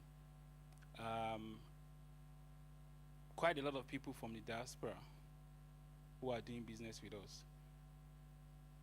You see, there is nothing wrong with investing in Nigeria. It's understanding the how. A lot of people talk about appreciation in value, rental yield is not making sense. I think we don't understand the how. There's something they call location categorization. You must understand, why am I doing this investment? If you don't clearly define that why, you might make mistake in going to the wrong location. You know, when you talk about buying in Nigeria, there's quite a lot of, which I'm going to show us, some economic benefit, but there's a sentimental part of it too. Almost every Nigerian, you're still tied back home. If you're in any national, you're still tied back home. But you must understand what we call location categorization. And there are three of it. There's a growing ecosystem, there's a prospective ecosystem, and there's a mature ecosystem. Let me break it down. A mature ecosystem is a place that is almost up, fully built. You know, the Lekis of this world, the Kois, the VI, they are up there. You must understand that in a mature ecosystem, capital growth is low, but rental income is high. So understanding why you're making that investment guides you in putting your money in the right location. Someone will say, oh, I'm buying this house in VI, I'm buying this house in Lekki. You might not get substantial capital growth over time. But if you choose to use that property for rental income, commercial let, you would get good return on that investment. If you're looking to grow capital, investing in Nigeria, you need to think about a growing ecosystem. So when they talk to you about Ajah, afterwards, and places like that, it's too far. But those places are growing very fast because they're making more roads, more people are going there. So it's driving the value of the property. There's a place around Chevron in 2020. We bought a property there for 66 million naira. And in this year, early this year, we sold that property for 127 million naira. Nothing changed, nothing was done. Just the house the way it is, and just sold it. Why? Because a lot of people are trooping to that area. The ecosystem is growing. Shopping malls are coming up. So you're looking for capital yield on your investment. You need to look at growing ecosystem. So if your purpose, the reason why you want to invest back home is because I want this money to grow, you must look at that kind of location. And that's what they call prospective ecosystem, places that are futuristic. Talk about Ekpe and the likes. They say, oh, government will do this. It might take 5-10 years. Those places are usually cheap. I always tell people, it's like scattering seeds. Just buy. Buy like 10, just buy. Maybe only 2. But that 2, when it happens, will give you good return on investment. I remember many years ago, like 9-10 years, when I was still working for a company, I opened one estate in Ibejuleke, and we're selling it for 500,000 naira. And today, you can get a plot for 25 million naira. If you get one, it's untitled. If it's titled, it cannot be less than 25 million naira. That is how a prospective ecosystem has grown. Because when we opened that estate then, Dangote wasn't thinking of opening a refinery there. Today, there's a Dangote refinery. Opposite Dangote refinery, there are banks lying there already. And for me, one of the things that drives me in a location in Nigeria, when I see banks, I feel there's money there. Because banks will not come and sit down there for nothing. So that place is now becoming a growing ecosystem. So I just thought to share that to give us some basic understanding when we talk about investing in Nigeria. Can you move? Let me show you some of the opportunities you can immediately tap into. At Rolad Properties, our team is we're building homes and unlocking dreams. We just don't want to build homes. We want to empower people, and that's why we're doing what we're doing. And if you can see, this World Summit is not just about to tell you what you can buy with your money. We also want to give you some information you can use. You know, the sessions we have talked about a whole lot of things you can do here, and that's sort of the things we want to do, unlock your dreams, help you achieve your real estate dreams. Next slide, please. Next slide. Move. Next slide. I'm reading against time. Yes. Move. Yes, go back to that first one. Top Grange Farm Estate. Move back. Yes. I want to talk to us about this scheme. It's a farm estate. And it's a scheme that combines real estate and agriculture together. One of the things we talked about is that I'm sure we've heard about come and buy land banking, it's going to appreciate, you can sell it in future. But we thought about it that, why buy land and just leave it, and all you get is years later, you make a return on it. That's if you make a return on it. How come you are not able to make passive income on that particular plot of land or on that particular acres of land. And that's why we talked about it, that people should buy land. Yes, it's good to buy land. But while you're keeping that land, waiting for capital gain on it, you can make passive income on it. And that's why we launched what we call a farm estate scheme. And we call it a 2-in-1 offer. It's land ownership and farm ownership. Simply what we do is that you buy the land, and with our agri expert, we run agri venture on it that gives you a guaranteed passive income every year for the next 3 years. Let me give you let me give you a simulation of what I'm talking about. Currently, an acre of land in a top ranch farm estate is selling for 2.4 million naira. And when you buy that land, the land is yours 100%. If you're not leasing it, it's 100%. And in an acre, you have 6 plots, meaning you're getting 6 plots of land in 1 acre. And through the agri venture, every year, you get a return on investment of 400,000 naira in your bank account, guaranteed, not subject to if it works or if it doesn't work. Through the agricultural venture on it, you get 400K every year, meaning that in 3 years, you're getting about 50% return on that investment. And that's just residual income. There's still capital gain on that land itself because it's appreciating in value, because it's right off an express between Ibadan and Abeokuta Express Road. They call the area Orile Lugun. Can you move this slide to the next one, please? So there's propensity for appreciation in that area. It's growing very fast. Your capital gain is guaranteed, but your residual income is also going. I tell people, imagine if in December or in 12 months' time, you get a credit alert. If what you do with it is help someone back home, you've done something. You've done something. So this is a very good scheme for those who are looking to buy land. But we say, don't just buy the land. Buy land that guarantees you residual income every year. My slide is not moving. Is there any problem? Thank you. Move it. Yes, these are the offer. An acre on this particular estate is selling for 2.4 million naira. But there's a deal of the day on this acre, on this estate today. Who likes deal of the day? Who likes deals? Every UK president who likes deal. Nectar. You know, when you go to the store, you know, you're looking for the one that is, if cancel the original price, they're putting the... But, you know, there's no buy one, get one free. But the deal of the day on this is a 15% discount. A whopping 15% discount is the deal of the day on this particular acre of land if you are to buy it from the people who attended this event. 15% discount. We're going to share a link where you can register your interest before I leave the stage. And let me say more about what we're doing with the agri side of this is that we're doing a cassava plantation on it.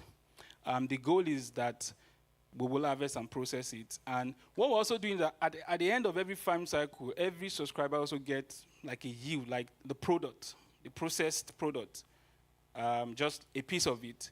And at the heart of this project is also impact. 1% of our profit on this project is going to people who don't have access to food through various charities. Because we're not just solving two problems, we are solving two problems, the housing problem and also solving the food problem through this scheme. So if you're doing this scheme, you'll be getting financial returns and you are also creating and making impact. Can you move it, Steve? Next slide, please. Next slide. Yes, I want to talk to us about this. This is very interesting because a lot of people can relate with this project because of the location. It's very close to Redemption Camp. The place is called Mowe in Lagos.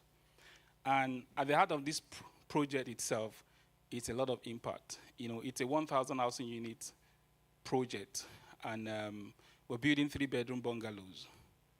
We thought about it that one of the things that drove this project for us is that when I sit in the rooms with a lot of directors and all, you know, they are fine, they can buy all these things, but I ask them, is your driver okay? Is your, you know, people working with you, are they okay? You know, can they ever dream of owning a house of their own? And that's why we've created something that is called a low-cost housing scheme that is for the medium and lower people who income is not that strong. But we've created something that they can afford. And we realize that Mowe is a very strategic location now because of the Ibadan-Lagos Express Road. For those of us who have visited Nigeria recently, I don't know even if you went to Redemption Car for the last convention, you can tell that the express is very, very smooth right now. Commuting in and out is very fast, and the location is growing rapidly. This particular place falls under what we call a growing ecosystem. Access is key. People are moving there. Rental income is jumping, and we are building an estate that we call Iderade Housing Scheme. In this estate, there are three key things that we were paying attention to. The first thing is the comfort. Second thing is the serenity, and the third thing is the security. When we talk about comfort, we looked at what are the things that make an estate very livable and convenient for people. And we chose three things that we want to drive. The first is education, school, because it's a family-oriented project. People have children and all. We thought about it that it's not going to make any sense that people who live in the estates and they have to take their kids very far to go school somewhere just because they're looking for quality education. So we are putting quality school in that place. As a matter of fact, we're partnering with professionals, we're partnering with known people. Am I allowed to mention names? We decided to partner with an international school who will come and run the school in the estate, and that guarantees the quality of education. The second thing we're paying attention to is the healthcare. The same model we're using for the school is what we're using for healthcare. We're also going to be partnering. Oftentimes, when you see a clinic or a hospital that you cannot relate with the name, you begin to get biased if you're going to get good treatment there. So what we want to do is partner with the known hospitals to come put a center there that guarantees the healthcare of the people. And the last thing we're paying attention to there in terms of comfort is shopping centers, groceries, things that help people. We want to make the estate a self-sufficient place. Once you're in, everything you need is there. If you choose to go out, it's because you want to go out. And there's something we're doing for companies who are even buying in bulk in Nigeria. We're providing them buses. The deal to cooperatives in Nigeria is that if there are 22 buyers from your company, our company provides a bus that takes them to work and bring them back. So theirs is to run it. We provide it, they run it. And that's a deal for them. And in this place, one thing we have also put in place is that for those who are buying for investment, who are not going to be living there, you want to look, the question is, what's going to happen to the house? How do I make rental income from it? What do I do when I'm not there? We have put facility management in place that ensures that whether we want to put your house for rent on your behalf, you get your steady rental income on this property. See, one thing we always pay attention to is there's a capital gain of things, but we try to also make sure that the residual income part of it, we pay attention to it for you, and you're guaranteed of getting that in that place. In this particular location, you can buy a 3-bedroom bungalow house for 28 million naira. That's, if you flip that in pounds, that is about 14,000 pounds. I don't know what property you want to buy here that 14,000 will even be up to your equity or deposit. And that's the opportunity back home, Some of us right where we are seated can get a loan for 10K, 15K without sweating. It's like Pastor K and Mr. Toba said, debt is not the problem. It's what we're using debt for that is the problem. Some of us use it for what's not, just for want and all. But these are credible things we can put money into. You are only just growing your capital, you are granted residual income. At this particular estate scheme, security is going to be top-notch. Serenity is going to be top-notch. And like I said, on every of our property, there's a deal of the day. I want a deal. Let me see your hands up.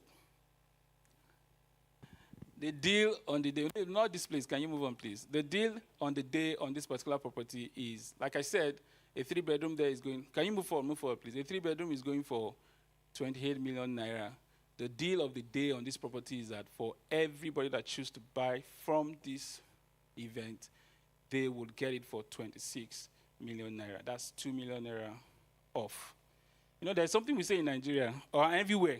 You don't just make money from real estate when you sell. You should also make money when you buy. This is a credible opportunity of making money. Right now, you're just about going to make 2 million naira. Meaning that if you buy the house today and you choose to flip it tomorrow, you've just made what? 2 million naira. It's as simple as that. Sometimes the math is not that hard. We're just one trying to make it very complex. So that's what discounts is. It's just giving you quick room for capital gain that you cannot beat that offer. And right now, if you're going to, for any of the property I've mentioned that you want to register your interest, scan this right now. Just put your details there, and we're going to pick it up from there. Register your interest now. The deal of the day is only valid for the people here, and you have to register your interest now. Registering your interest meaning scanning this and doing the needful, which doesn't entail payment right away, if you're scared. So you're just registering your interest, and we send you an offer letter, and we can pick it up from there. Lastly, let me talk about First Fountain Court in Abidjan GRA. Yes, this particular project. Abidjan GRA is on the island side. We just talk about something on the mainland side. Now, this is on the island side. Is about 10 minutes drive from Ajah roundabout, for those of us who are familiar with island side. You know, Abidjan GRA, without traffic, you're in VI in 30, 40 minutes. Without traffic, in 30, 40 minutes, you are in VI, that's center of Lagos. And right there, you're just about 40 minutes away from the new proposed airport. The new airport commissioned by Lagos State. This project is 40 minutes away from it. And this particular route has very large road because Dangote just constructed and expanded the road. So access is very, very top-notch in this place. In this particular project, you're 15 minutes walk away from the beach. If you're looking at, I want to be in the beach, you are just 15 minutes away from the beach. And we like to say that this property is in the middle of everything. You're close to VI, you're close to the new airport, and you're close to the beach, you're close to nature.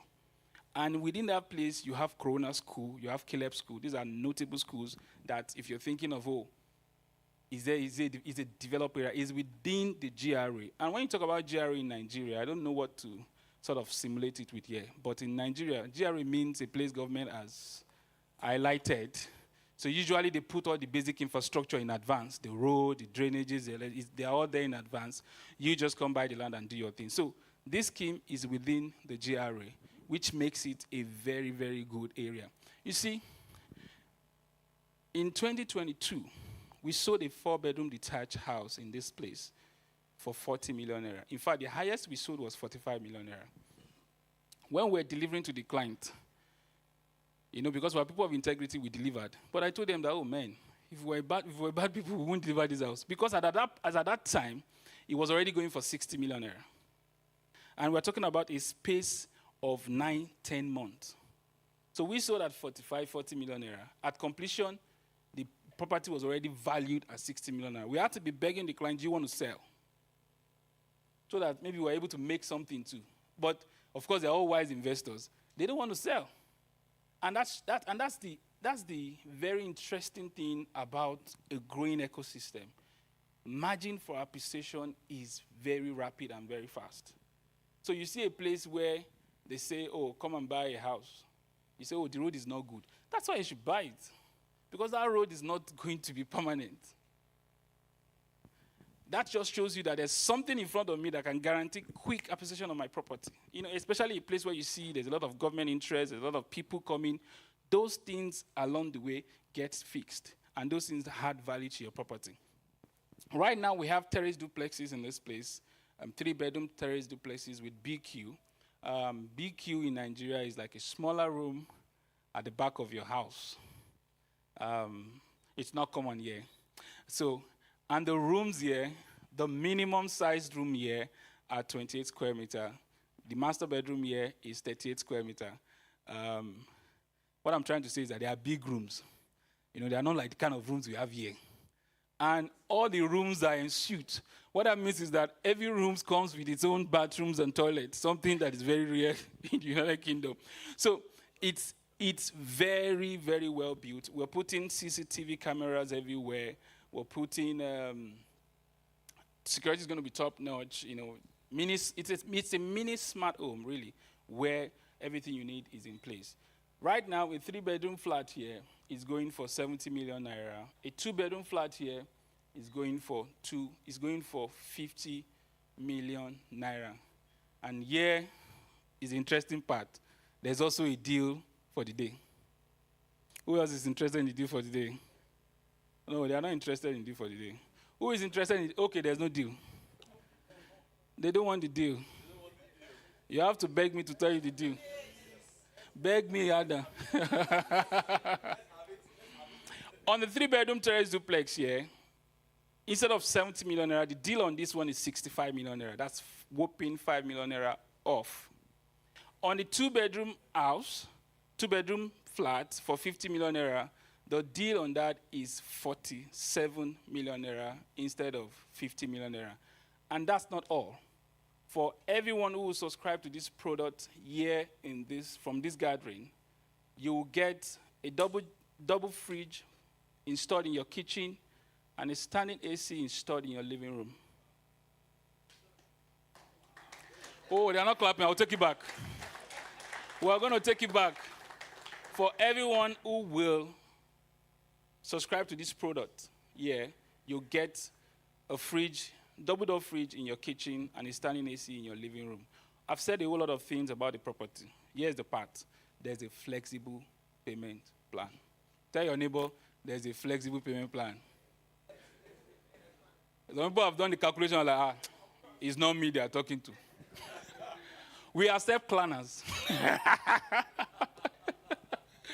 So there's flexible payment plan. We have 12-month payment plan. We have 18-month payment plan. It comes with a bit of interest, but it's still flexible. You make your the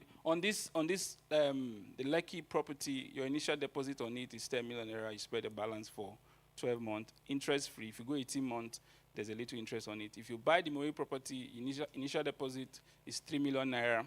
12 months is interest free. 18 months adds a little interest on it. And these are fantastic opportunities you can up on right away. Let me wrap up by saying this. Some of us, we've done a lot of transactions in Nigeria, and it didn't work out. And I did a research and looking at why some of these things happen. And I see that 80% of the time, I see that investors are not well informed. They decided to deal based on trust. And I don't think that's the best way to do transactions. There's no place and there's no venture you should invest in if you have not taken your time to get the nitty-gritty and do your research very well. And that's why sometimes you hear a lot of lies, they tell you a lot of things, they tell you a land is titled when it's actually not titled. There's a way to ensure. And when a land or a house is titled, that's not where it ends. Your due diligence has to be top-notch. Due diligence is everything. That the land is titled or a house is titled, that's not the end. In fact, that's the least of your problem. There are a lot of other 3 problems that can happen on a titled property that would deny you possession of that property. One of them, that property can be in litigation, can be under litigation. Are you aware that there's a litigation register in Nigeria? There's a litigation register where you can quickly do a rough search to see whether what you want to buy is under litigation or not. There are local problems in areas. Sometimes the family can be fighting each other, even though you bought it genuinely, and one person will say he's not aware of the sales. So therefore, there's rancor in the place. So due diligence is everything. And the last thing that we're offering, Rolad Property is offering everybody in this room, is due diligence service. So you've looked at all the properties. Maybe you have your transactions you're trying to do and everything. We render a professional due diligence service that tick the box of the legal and documentation check, checks the street and local problem. When I mean street, I mean the area you are trying to invest in, and also check the technical side of the property. Sometimes when we are buying properties, all we want to ask for is discounts. Nobody is asking for, can I see your drawing? Can I see your structural drawing? Nobody's asking those technical questions. I know we are in a space here where the system already protects us. You know, when you see something, 90% of the time is that it is, because something is protecting your interest, even without you knowing. But it's not like that all the time in Nigeria. So your due diligence game has to be top-notch. So we render and we run a due diligence service. Maybe you have a property transaction you're trying to do, and you want our company to go and run a due diligence service for you that covers the technical side of it, the legal side of it, and also the local things that can happen there. We will run that, and we'll give you a professional report, and you can take that to bed, that you're buying a property that is sound. If we tell you it's not okay, trust me, it's not okay. If I tell you it's okay, you can go to bed and you can have it. Thank you very much for listening to me. Wow. A round of applause again. Perhaps if you make the clap louder, you will get a better deal.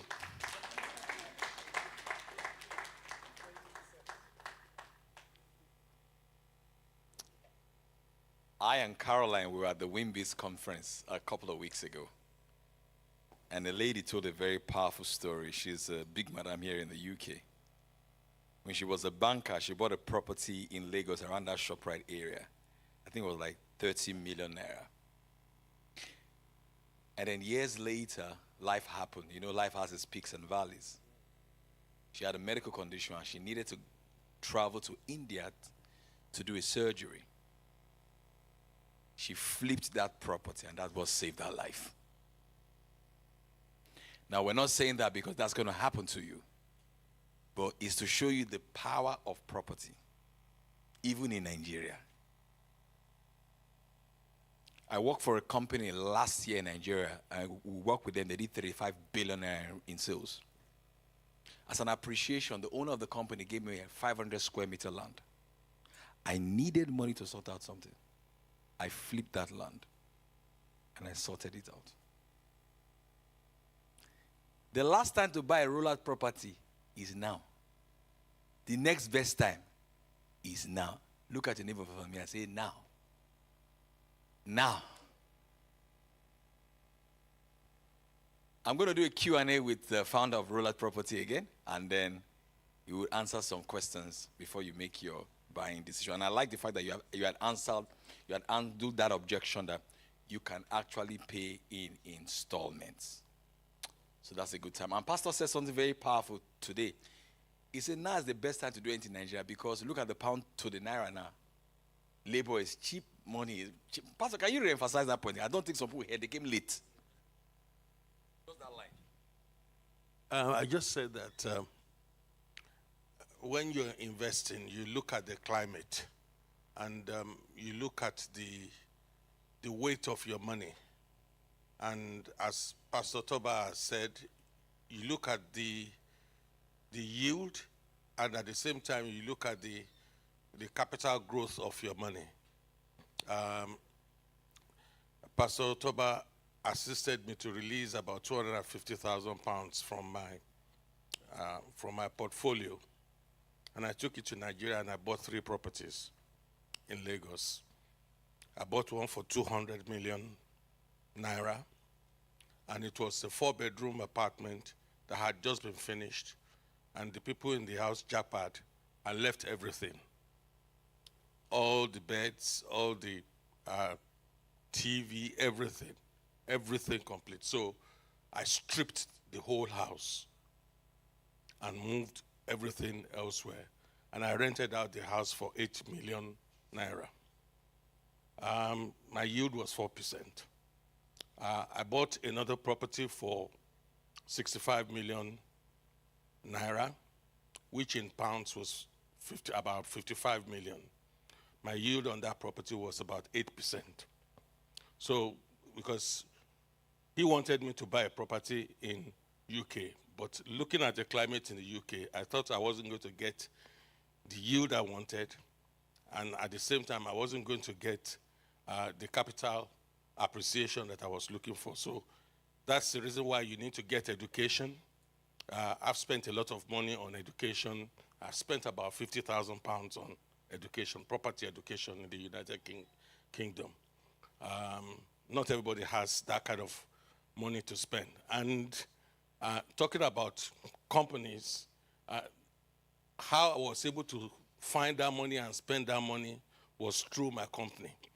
So I just, I have an SPV, and through that SPV, as a company director, I said that I was training myself, and the cost of training was £25,000. So, and it's expense to that company. So you need to get education, see these folks, and they will be able to help you. So we looked at the market, and as we were told, when you're buying stock, you buy low, you hold for the future, and you sell high. That's if you sell at all. And the shares that the Omaha man that he bought is now that is disposing of his shares in Apple. And he held it for about 20 or so years. So looking at the climate in Nigeria, at the time that I bought, the Naira was about 1,500. And then I bought another property for 85 million. And I bought that when the Naira was 1,850. So the property that I bought at 65 million actually cost me more in pounds than the one that I bought at 85 million. And that's because of the value of Naira. So when we were growing up, they said, get a mortgage and pay off your mortgage. But when I got training, I learned that there is no sense in having, sitting on an equity. You have to make your money, you have to make it work for you. Because if it's not working for you, it's working for your bank.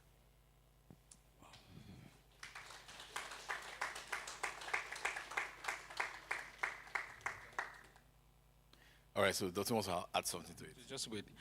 Thank you for sharing that. And another argument that I get sometimes is on devaluation.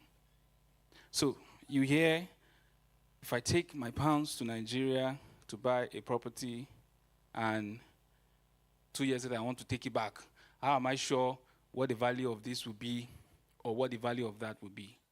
You see, when you buy a property, your property also is hedged against inflation. So meaning it's rising. If I buy a property at £2,000 to the Naira, and I'm not going to, even though I paid in Naira, I'm benchmarking in pounds. So if I want to resell, I'm going to benchmark in pounds.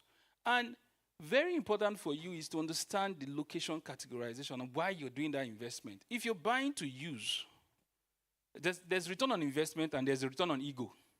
For return on ego, the heart wants it. I want it. I want it. There's no need for calculation. Buy it. But for return on investment, you must understand location categorization. And if you bought a property that didn't appreciate, or if you know, I bought a property 10 years ago, if I go now, it has not really appreciated. You didn't understand the location before you bought that location. And that's very important. So your property also edges against devaluation and inflation. So you always benchmark against the currency that you use. I just wanted to chip that in. Thank you very much. So I'm going to ask you some questions. Can we sit here? And while we're talking, Pastor Nia Desan just walked in. A round of applause for Pastor Nia Desan, please. Thank you. Welcome. That was a great speech. It was a great speech. So the first question I want to ask you right now is, if somebody says, you know what, I've got some money to invest in any of our properties, where do they start from? I've got a percentage. Can they pay right now? Someone's asking that question. Yes, you can pay right away. Like I said, you can make an initial deposit. We have cases where, you don't have up to initial deposit, you just want to key it right away, you can also do that. I'm very sure once you register your interest, we're going to pick it up from there, and you can register your interest right away, and you can start today. Next question I would ask you is, how do you deal with the issue of omonile in Nigeria? Is that a question in your heart? So I'm answering your questions for you, right? It's a school of hard knocks.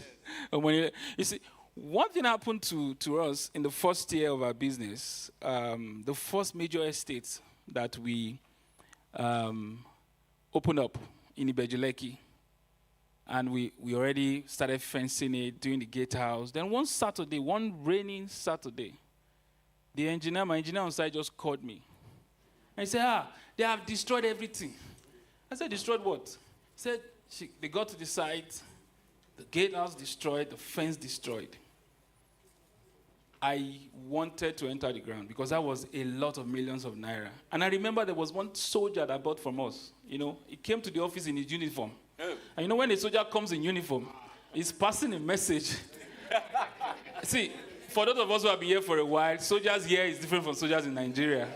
You know, soldiers here are very friendly, and you know, you can even just push them and nothing will happen. And I just pictured his face. I said, this man will beat me.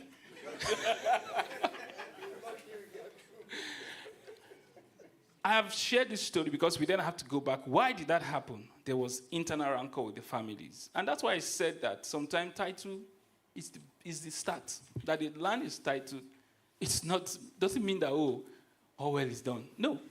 These people had internal issues, and one faction is fighting the other faction that sold to us, and we are the grass that suffered for the two elephants fighting. And at the end of the day, we had to pay the other faction because we already had investment from people. Yeah. And because we're a company of integrity, we cannot go back to our people and say, our customers and say, that place you bought to has been destroyed. No, we had to pay twice for the same land that we already sold majority of it just to protect the interest of our customer. Because one of our core values is integrity. However we do it, we have to do it. So talking about how do we do it on a money, it took many years of doing this to understand, you know, there's a place of making them your friends. It's a carrot and stick. There's a place where you have to, you know, use the armed forces to enforce some things. And there's a place where you use people like them against them just to get, just to find your way around. There's a lot of things, but because that's what we do, we're also growing at it. At the beginning, we could fall prey for something like that, buying a land from seemingly maybe a wrong faction, as the case may be. We've grown in leaps and bounds, and we are, you know, there are technical ways and there are checks you do, due diligence that you have to carry out before you buy that land. And one thing we do is that, as an organization, when you deal with us, we are the guarantee for your investment that no kobo of yours can be lost. Because come what may, we have to fix it, and we always do.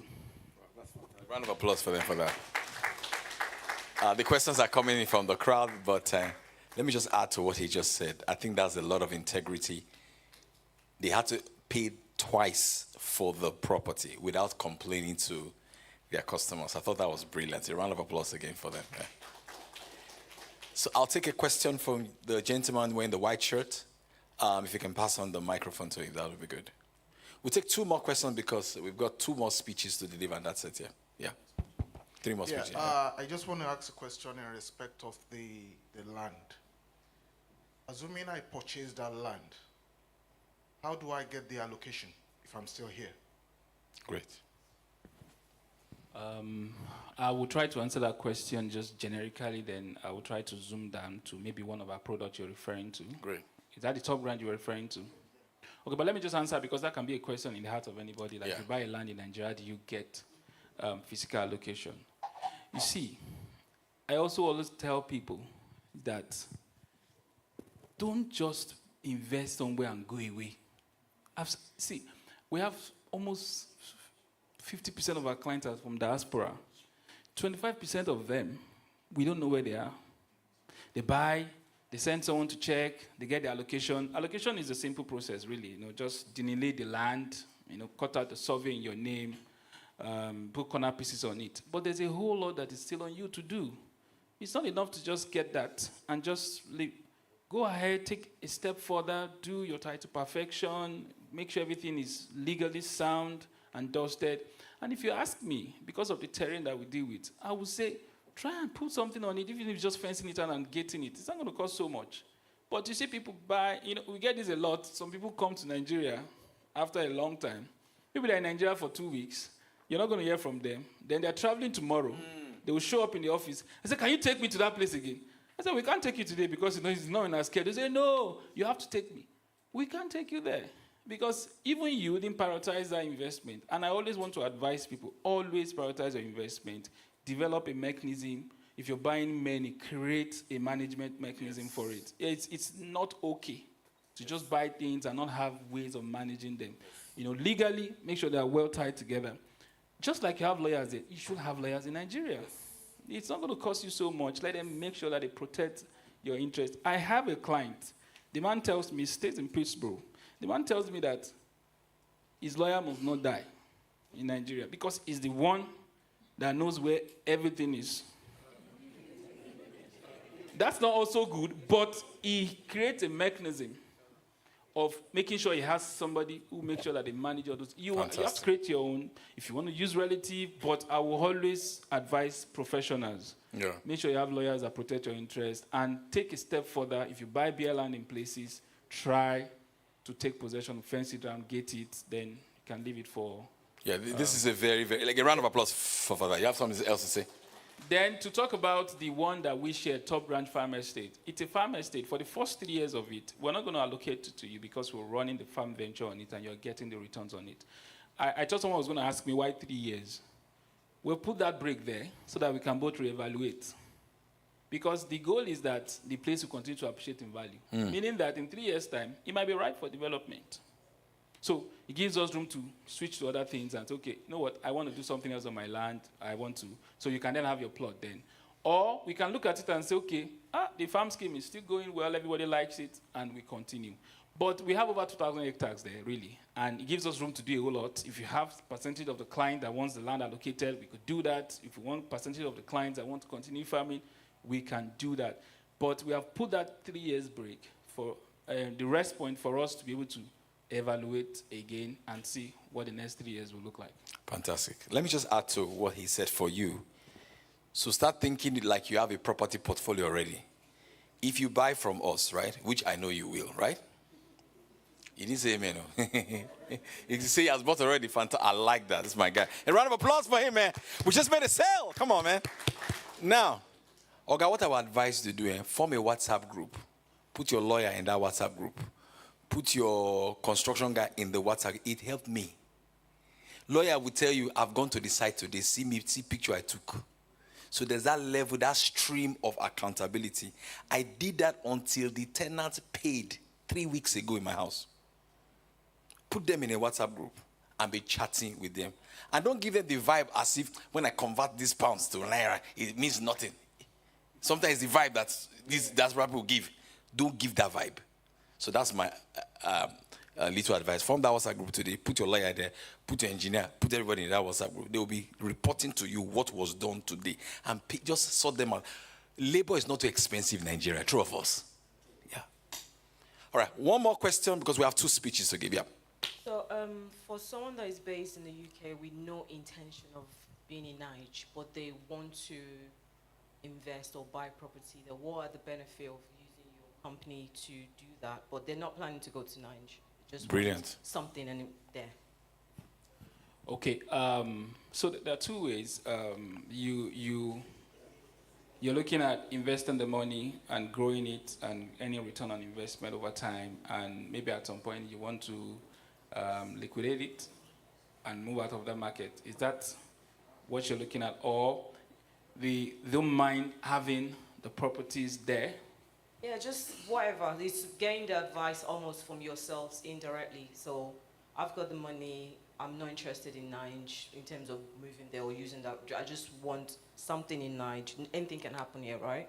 But the current view is I'm based here. I'm not interested in Nigeria, but I want a property, again, based on this summit that you've done. Great. Interest is shown. What's the benefit? I'm going to recommend First Fountain Court. Let me just speak and recommend one of our products because this is a property that is in the middle of so many benefits and infrastructures and features. The closeness to the airport, the closeness to the beach, the closeness to the arts of commerce. So if you're looking at where a house that sits and grow in value is rapid. That's the place. A place where you also get a good rental income. That's the place. Because as we speak right now in Abidjan GRA, rental income is from 3 million naira, 3.5. Yeah, right now. And rental income is becoming very strong in Nigeria, and there's a law that's coming out that wants to start making people pay rent every month. Yes. If it comes, rental income will also go up.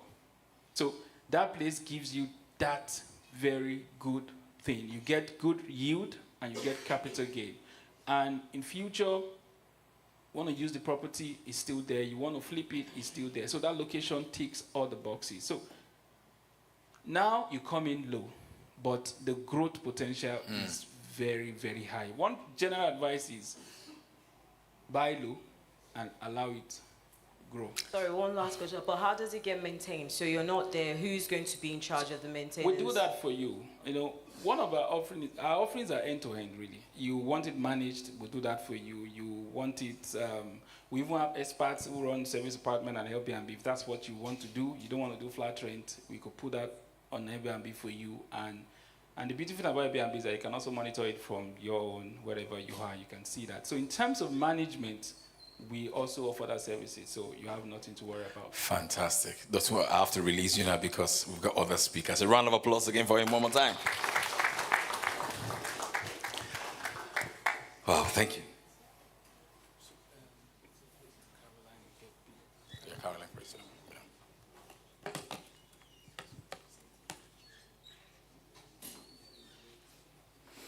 All right, so next we've got building wealth one brick at a time. I really, really like this title. I've got Caroline. I've not introduced her yet too. She is a serial entrepreneur. She has a lot of lived experience. She has over 14 schools in the UK. I repeat, 14 schools in the UK. And one thing I like about Caroline is her ability to do business here in the UK and successfully in Nigeria. She has built that network. So, And she's our client. And she's also a client of Rolad Properties. Come on, man.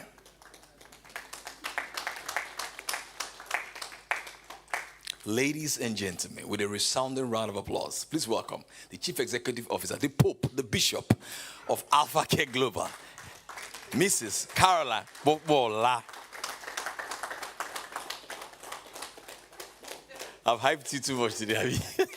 Amazing. Well done, darling. Thank you so much. Yes, thank you. How many minutes have I got? You've got 20. 20? Yes. Mm-hmm. Guys, come on. So, can't break that one. No. So, hi everyone. It's lovely to be here. Oh my goodness. So I'm not actually going to talk about my slides. So don't even, you can just leave it up there, but I'm not even, because 20 minutes is not even, and I'm not going to, what's the word? I think everyone in the room, from the conversation so far and the nature of the question, everyone's intelligent. You guys are intelligent. So one thing I do regularly when I get the opportunity to speak at an event, first and foremost, thank you. Dotun, where are you? Thank you so much. You owe me. And honor to whom honor is due. Sir, I don't know the church, but thank you. It's lovely to be here. And thank you for having us. And thank you for everyone being here. Thank you, sir. God bless you, sir. Right, so one thing I do, I want all of the ladies in the room, so people that have been to where I've spoken would know this. All of the ladies in the room, may I kindly ask you to please get up. Every single, if you're classified as a lady, a woman, and we know, right? Non-she or whatever, proper she. Right, so I want all of you to do me a favor and clap for every single man in the building. Keep clapping, and I'll tell you why. Keep clapping. I need it to be louder. For every single man in the building, this is for you. Thank you so much, guys. You can sit down. Thank you. I do that to say thank you to every single man in the building and to every single man that allows their wife to just be who God has called them to be. I am grateful to my husband. We're not on the same level at all. The platforms I've had opportunities to speak on, has just been incredible. And it's because he allows me to be what God has called me to be. So thank you to every single man that allows their woman to be. And if you don't, honestly, it's to your advantage. Because guess what? You're going to get less of us nagging in the house. We're going to go less, talking too much about the things we want to do. So thank you once again. Right, so I've thought about what should I say. I had a slide prepared. I had all these quotes. There's going to fuzzle your mind and all of that. But I've listened to everyone talking today, and I'm just going to address some of the stuff that people have talked about. The first thing I want to say is, my beautiful lady in the white, you said about, yes, you. You said about, oh, I'm not interested in night. I'm not going to night. Okay, all right, fine. And I'll answer that question, even though it's not you. So what it is, like so many of us, I was born in the UK, went back to Nigeria at the age of 7, came back at the age of 16, and I think it was either Dotto or someone that said you come back and you reap your passport. I didn't even have a Nigerian passport anyway, so there was no passport to reap. But, and for the first 11 years, I was never again, I can't stand that country, Nothing happened to me. My mom was comfortable, but I didn't even know why I don't like Nigeria. And we lived in Abuja at the time, so in the 80s. But I go back now, and I'm grateful I'm Nigerian. I love being a Nigerian. I couldn't wish for a better life. And that's not because I have a few pounds in my pocket. That's because I value the country. I value the fact that I can impact lives. We had a project 3 years ago. God laid on my heart to do projects in Nigeria for schools. And for someone that don't live in Nigeria, don't have friends in Nigeria, apart from 1 or 2 that I met online during COVID, don't have any association with Nigeria whatsoever, we had an in-person conference this year. We've had it 3 times now. And we had 1,500 people in the building. It's not done. Even in the UK, when you don't pay, they ask you to come to an event. You get 10 people. And that's you and your family. And maybe 2 friends. A country where no one knows me. And now we're talking to UN. They're talking about us bringing our product to Liberia. And things like that. Guys, when you talk about wealth, when we're talking about wealth in the Bible, it's not just for you, myself, and I. It's the impact that is wealth. Why do you go on social media?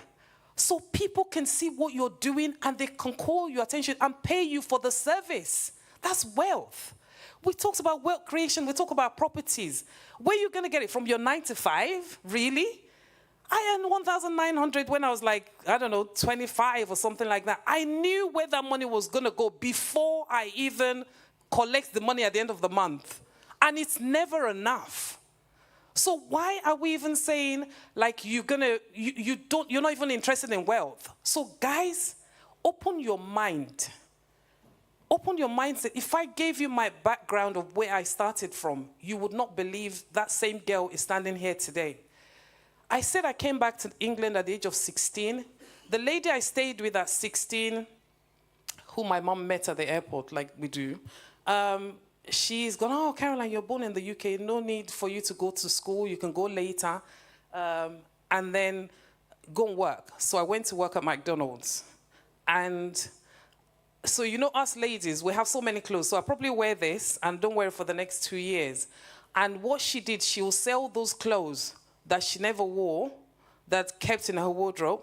She sold them to me, £12. So as soon as I get my wages from McDonald's, I'm already owing. Used clothes. And to me, it's clothes from London. This is just incredible. And I would just pay. And, I didn't know any better at 17. And because she's gone, she's the keeper of the house with her husband, I didn't have to go to college or go to school. May I just remind you guys, which is what I haven't said, my mom sent me back because I failed every single exam there was in Nigeria. Like the JAM and all that stuff. I failed all of it. I had F9 in everything.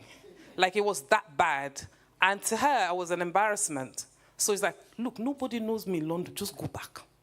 That was her reason for sending me. at the time. Fast forward, I started working as a cleaner in an insurance company. But I mean, most of you are so cool. You came on a pedestal, like you didn't do cleaning or anything like that. So I did, you know, we have day cleaners, morning cleaners. I did the day cleaning. So that meant daytime, if they spill water in the office, I'll go mop it up and all that stuff. I was young, it was all right. So, and they had, it's a big company, the Aon Insurance, they're #1 in the world, like Aon Insurance, AON. And at the time, I would mop and I just do that diligently. Like, just go. Before they call me, I'm there. And one time they advertised an opportunity for filing clerk. And I saw the advert, it was internal, so I left my CV on the desk. And I just bumped it up. You know, when you're a cleaner, you say something, you say you're a cleaner, you said you're very good at organizing and taking care of, you know, the way you fob it up, right? So I left it on the desk, and they called the number, and I picked it up, and they said, oh, we want you to come for an interview. And I went in and said, it's you, Caroline. That's fine. At the time, I had a different name, but don't worry about that. It's a long story. So they said, oh, we don't need to interview you. We know you well. You're very diligent. You're good at what you do. You're a girl of integrity. You're very hardworking. The job is yours. So what have I talked about? Integrity, character, the way people see you. Be good at everything you're doing at the time. Whatever your hand finds to do, be the best at it. I give a story I normally say when I say this part about behavior, is that imagine when your company employs you, they said they have all these criteria, what they want, and essentials, and then you go in, they said, oh, you said you're brilliant, they can rely on you, you're very punctual, very hardworking, you work well under pressure, all this stuff we say, right? And then when 6 months down the line, you've become like everybody else. You don't work hard under pressure anymore. You're not reliable anymore. You do African time, you do all that stuff. Why should they want to keep you? When it's time to renew your contracts, you become the thing they don't want to employ. So be the best all the time. And at the right time, that will speak for you. So that's the first part. So as soon as that came up, 3 months, within the company, opportunities will come. So for those of you that work in big organizations, dear surgeon, I see you. Very fine man. You know, for those of you that work in big organizations, you know definitely that opportunity comes internal first before it goes out. So opportunity will come in internally. I was just growing and just going up the ladder.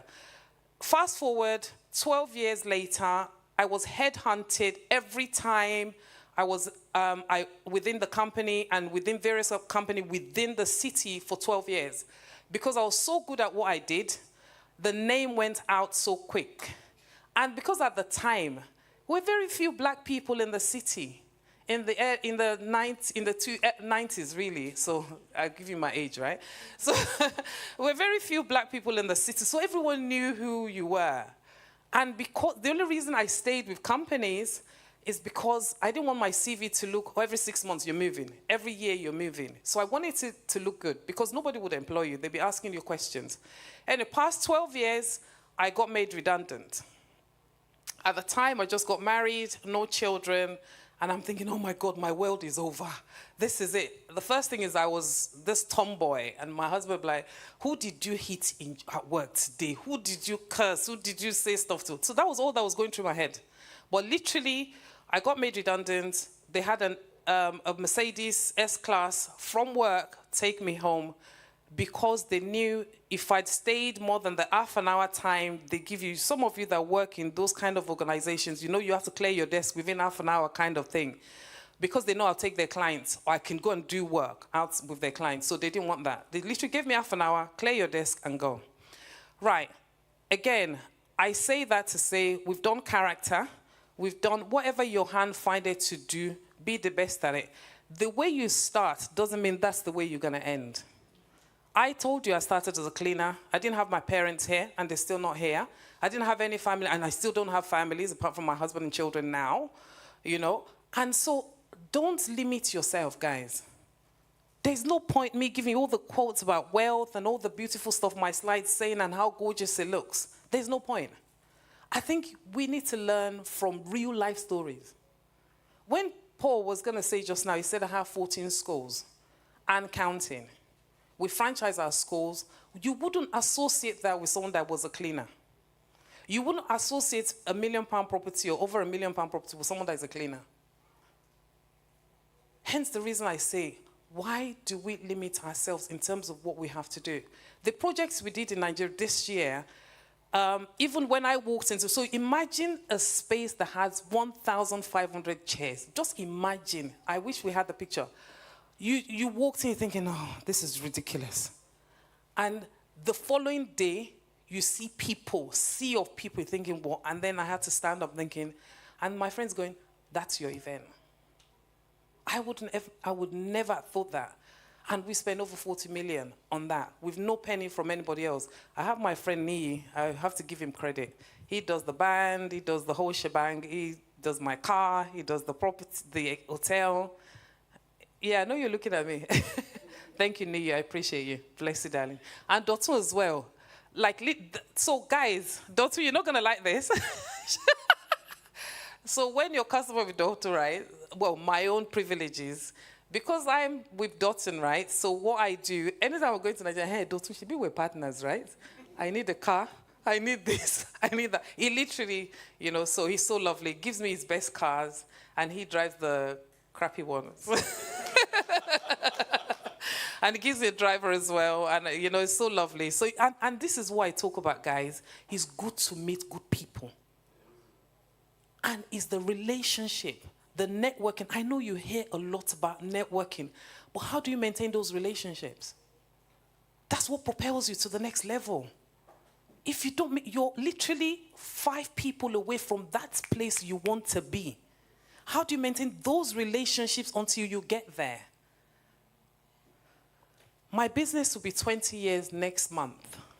I've never worked for anyone in 20 years.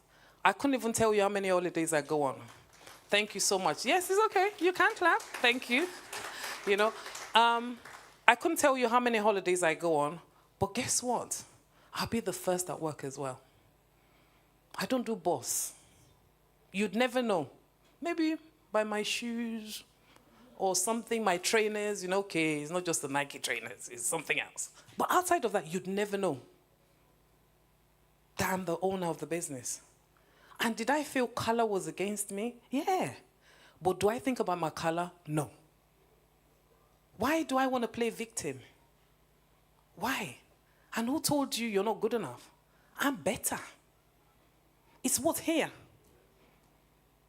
It's what I carry here that sets me apart from everybody else.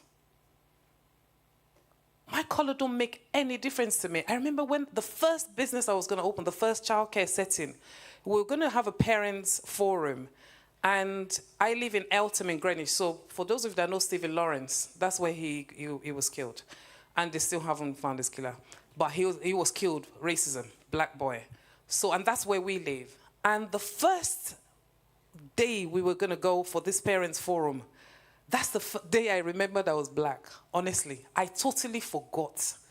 And the enemy made sure on the day of, you know, when you say your glorious day or whatever, it's like, Caroline, guess what? You're black.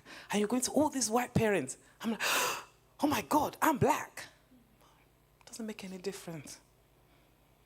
That's if you let it. If you let it. So I've said so many things. The one thing I don't let that doesn't stop me is fear. It comes, but I talk to it. I talk to it. When you ask me what challenges have you faced, I couldn't even tell you because I don't look at them as challenges. I look at them as a step forward to the next thing. And I'm sure the last time we checked the Bible, it didn't say you're not going to face those things, but it said you would overcome. Why is it that we believe some part and we don't believe some part? You are going to face it. You're walking towards me. Hey, Jesus is Lord. You know, yeah, so that's that part. I don't even know what else to say, to be honest. I was talking to the broker earlier, and this is for all mothers in here, and I was talking to him about my daughter. I think it was Pastor Tayo. I'm not one to always remember names, but I'm so glad I remembered your name, sir. And you said about your daughter buying a property. We're in the same situation.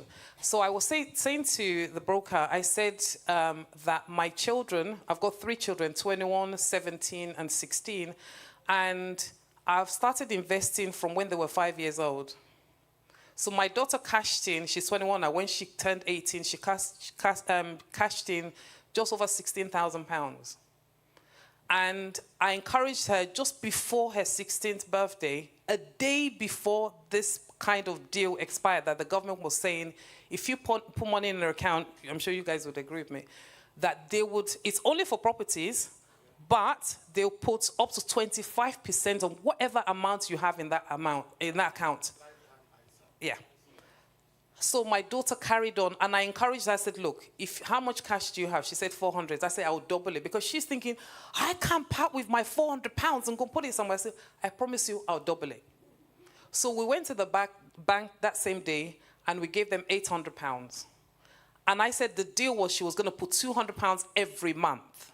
I don't care how she gets it, either by robbing daddy, by robbing mommy, by doing house chores, whatever it is, by using her bursary, her university stuff, whatever it is, she had to put it in. And from that, she made £10,000. That means now she has over £27,000 where she's looking to invest at 21. And we're looking to buy the property. My 17-year-old son turns 18 next month. The letter came in last month, and he said he's got £17,000 that he's going to invest. And he came, Mommy, you mean all that money is my money? I said, yes. So I say that to say, sir, ma, for all of you that have got young children, there's no time not to start. Start now.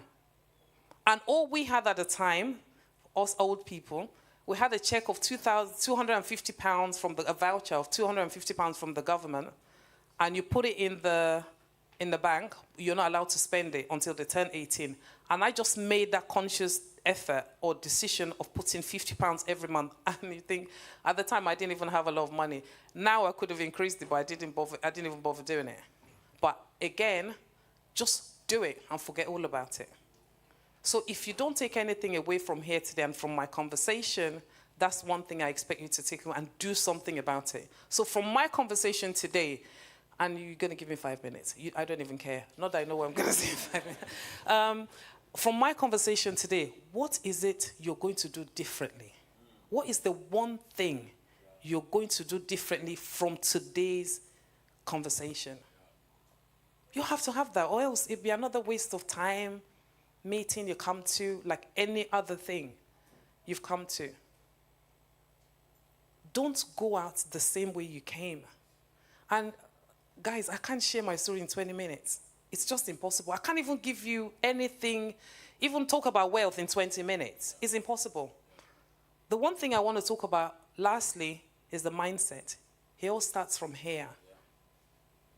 The same mind that tells you you're failing is the same strength you need in saying you're going to make it. You don't need any more. Literally, just that. That's all you need. So why do we believe it's a fail rather than turn it the other way around and think it's just another way of knowing how to do things better? That's it.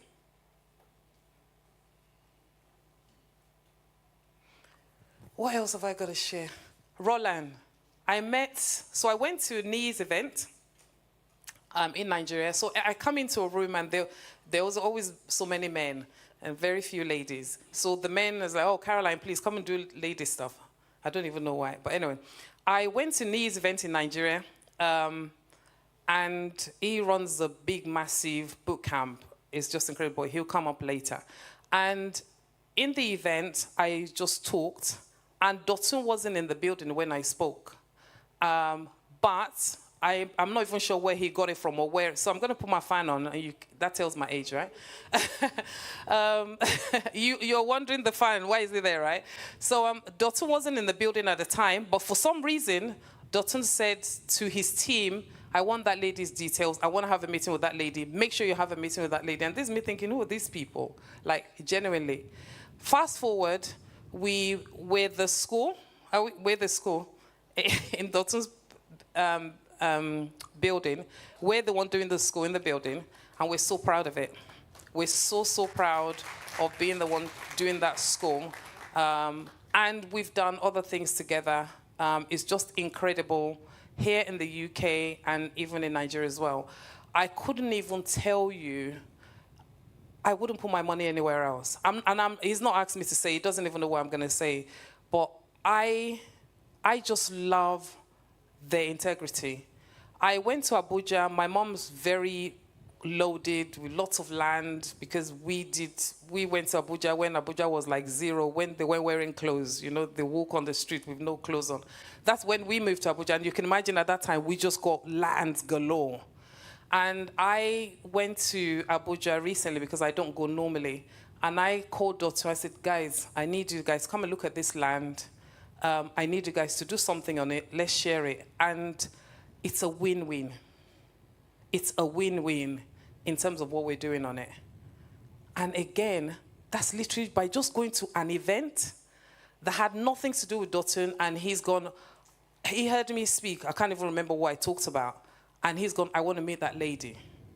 So who is it that you're going away from? What is it that you're doing today that would make a difference to your lives and that of your children? Don't leave the same way you came. I don't intend to leave the same way I came. I already found out my broker lives in Woolwich. He's my broker already. Your office is in Woolwich, all right. So you're next door to me there. Exactly. You know, and that's it. So I'm doing business with him. Do not leave the same way you came. Thank you so much. Oh, by the way, I run nurseries. I franchise my nurseries. So if you want to start a nursery in Colchester, I'm happy to come and join business with you, collaborate with you. So that's me selling my product there. Yes, you have to sell. Thank you. Thank you. Is that for me? Yes, for you. Can you come and talk to us on a Sunday? So we have a masterclass already. And the answer is a big yes. Thank you. Who's so blessed today? I know this is not church, right? And an MC is not supposed to do this, but can we sing this song? Thank you, Lord. Thank you, Lord. Thank you, Lord, for everything you have done in our lives. Thank you, Lord. Hallelujah. Thank you, Lord. Thank you, Lord, for everything you have done. You see, if you don't do anything with the information that you got from this room, the earth will not be happy with you. There is something in this atmosphere. How many of you believe that? It's not ordinary. Caroline spoke for only 20 minutes. I interviewed Caroline for an hour plus on my podcast. You should listen to it. You want to get it and a free copy, free? Go to www.paulfoh.substack.com. Watch the interview. You want to watch it? Paul, as in Paul, FOH. That's my name, Paul Foh. Dot. Substack is spelled SUBSTACK.com. paulfoh.substack.com. I'll also give you a free copy of my book on how to sell. You get it for free. Just put your email there. You get it in your box. All right. We've got another speaker. Are you ready? We're just giving you goosebumps, left, right, center. Look at your neighbor for me. I say, neighbor. Hi, it's my kids. All right, we've got another talk. In fact, before we go on the next, please stand up on your feet, stretch your leg, move your body a little bit. Come on, man. Let the blood flow as the money is flowing. All right? Shake your body. Go around, shake somebody's hand. Get to know somebody. Exchange numbers. Say, how you doing? Say, how you doing? All right. Say, how you doing? My man. My man. Yes, man. Yes, man. Yes, man. All right. All right, so we can come back to our seats now. Come back to our seats now.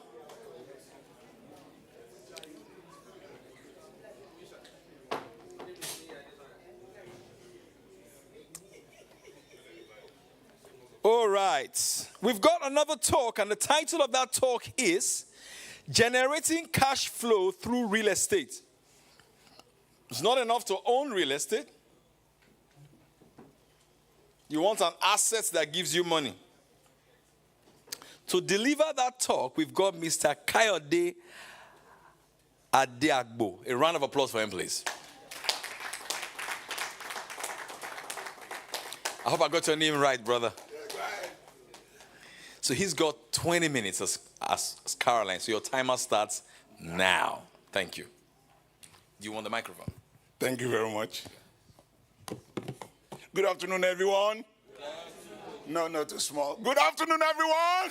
Good afternoon. Okay, thank God I'm in a very good environment. I'm in a church. I'm an evangelist by calling. Amen? No, your amen is too small. Amen? Ah, fantastic. Man of God, thank you very much for the privilege to be here. And thank you, my good friend, Rolad Oloyede. Thank you for putting this program together. Because of time, I'm not going to go through the slide as well. This meeting is a very, very special meeting. And I want you, just like my sisters said, if you are in this meeting today, please see it as another way that God has answered some of your past prayers. And I'm being very, very honest. Nothing happened in God's divine arrangement by chance. This is specially put together for you and for me. I've been blessed. I don't know about you. I've been very, very blessed. Because of the fact that some of the things that are in my slide has been touched, so I don't want to go back to the slide. I just want to be as practical as possible. And I realized something, that the time will not permit me. So I want to give you an offer. After this meeting, I will make myself available. If there's something I say or that you hear from me that got you thinking and you want further clarity, I'll make myself available to share with you. The mindset thing is important when we are talking about sustaining prosperity. That is the beginning of everything. That is the beginning. It is the mindset that will make someone like me to be where I am today. A change of mindset that makes someone like me to move from where I was to where I am now. It is a change of mindset that will make you to earn over 60,000 pounds. I repeat, over 60,000 pounds in 12 calendar months from the property you don't own.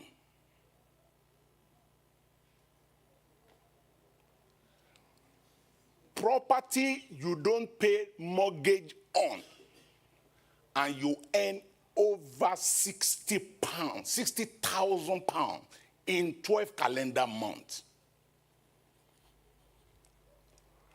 I purposely came with a calculator. And I know I am a child of God. I've been born again for years. Some of the people that were at the beginning of my journey in my Christian race are here. Two of my former pastors are here. So I'm not going to tell you lies. More so, you are not going to ask me for the money, isn't it? Even if you ask me, I won't give you. So let's resolve that. Now, there are strategies, and I thank God that people that have spoken here today have shared so many of those strategies. And I'm not going to bother you with all of that. I will dwell more on the strategy that I've used for the past 6 years that has moved me a little bit and shown me the path to wealth. And it is called rent to rent. As I speak, as I stand before you today, people call it different names. But I want to say this to you. I am an apostle in that line. And I know why I'm saying so. The grace of God is upon me on that line.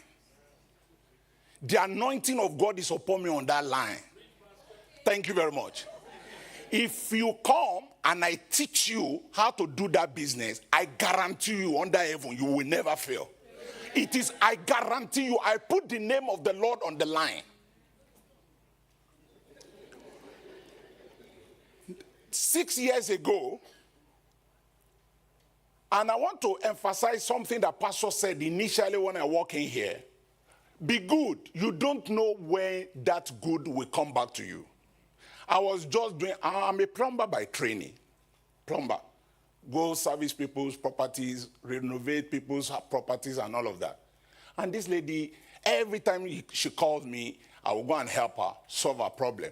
And then she was doing this business, Airbnb business. I one-way traffic. I don't put my eyes on somebody else's business. I was just helping her. And then one day, she asked me, bros, don't you have interest in this business? And I said, which business? I said, this business I'm doing. I said, excuse me, I don't understand it. I just know that people come, people go. He said, okay, fine, I will teach you. And she taught me. Not only that she taught me, she partnered with me for the first 18 months. And that was the beginning. 2018, May, I started with just 1 unit. As I stand before you now, I have 15 units. As I said to you, I'm generating income from 15 property that does not belong to me. And the strategies that people have shared here today, I have no doubt about it. They are fantastic strategies. But if you want a strategy that will deliver cash flow into your hand, for you to now begin to practice other strategy that has been shared, you need me to help you.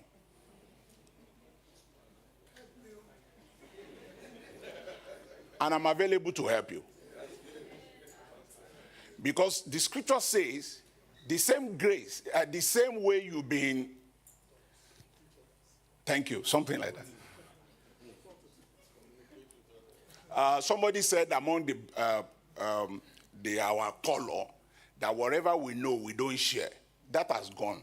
That era has gone. We will share because the weight of this land, we will all hit it. Amen. Can you run through my slide and show just one property and then I'll probably close. And then if you have any questions later, you can see me. Thank you. This particular property is a 5-bedroom property.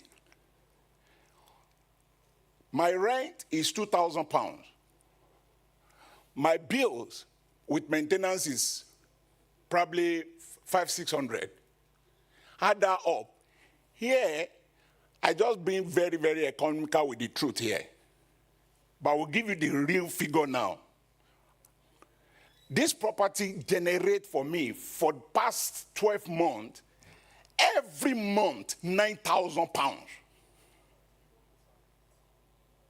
this property, I made 9,000 pounds gross income from this property for the past 12 years, 12 months. If you less 9,000, if you less 2006 from 9,000, how much do you have? Multiply that by 12. That's why I brought calculator. And that is just one. I've got them in various sizes. So now, moving from someone 6-7 years ago that was in the burden of debt, that was my story before. Burden of debt because of serious issues, miscalculations with respect to my immigration issues, came into this country with 2 children and a wife, and everything just went the other way. And now with a burden of over 50,000 pounds in debt, and with a lot of money to still pay solicitor. But today, guess what? The story has changed. In the past 1 year, I've taken the same family of 4 of us to about 6 different countries of the world, just because I discovered a strategy that works. Now, listen to me. Everything you have heard about this strategy, I beg you, forget about it. Speak to me first, and I will tell you the truth. Don't ever make decisions based on those lies you hear or you read. People come to me and tell me all sorts of things. I say, excuse me, can you please just forget about that? I am a practitioner, and I'm still doing it, and I'll continue to do it. This is real. Listen, in one of my slides, can you please show it? I said to people, there are a lot of money in this country, but it takes people with a different mindset to take the money. Imagine what pastors share here. Imagine what all the professionals are share here, taking equity from property. Did you know that one property in this country can sustain almost 10 generations? Just one. Imagine this one. This is, thank you for throwing this up. This is just a flat, a 2-bedroom flat.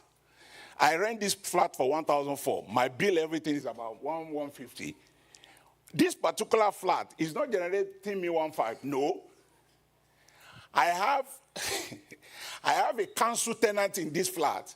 The local authority paid me 3,600 for this flat every month.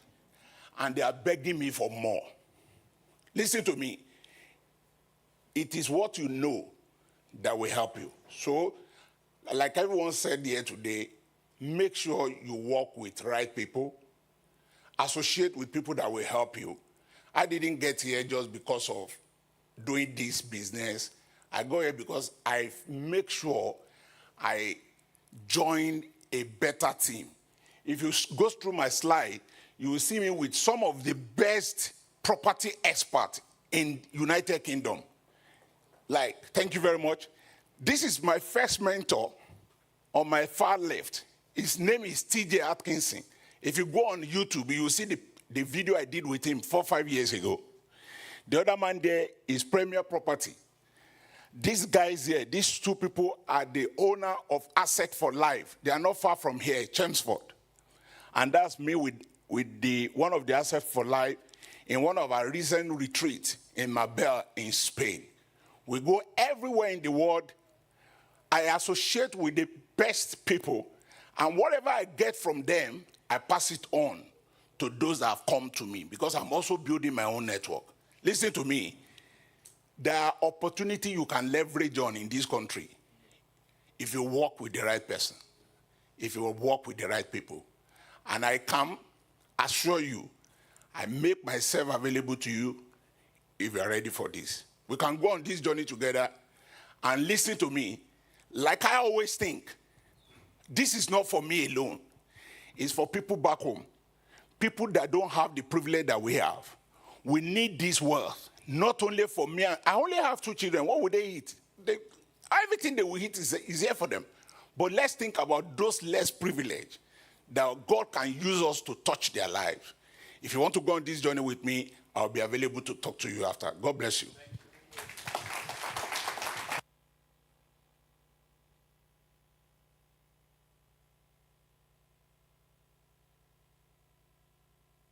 could literally feel the passion in the man's heart.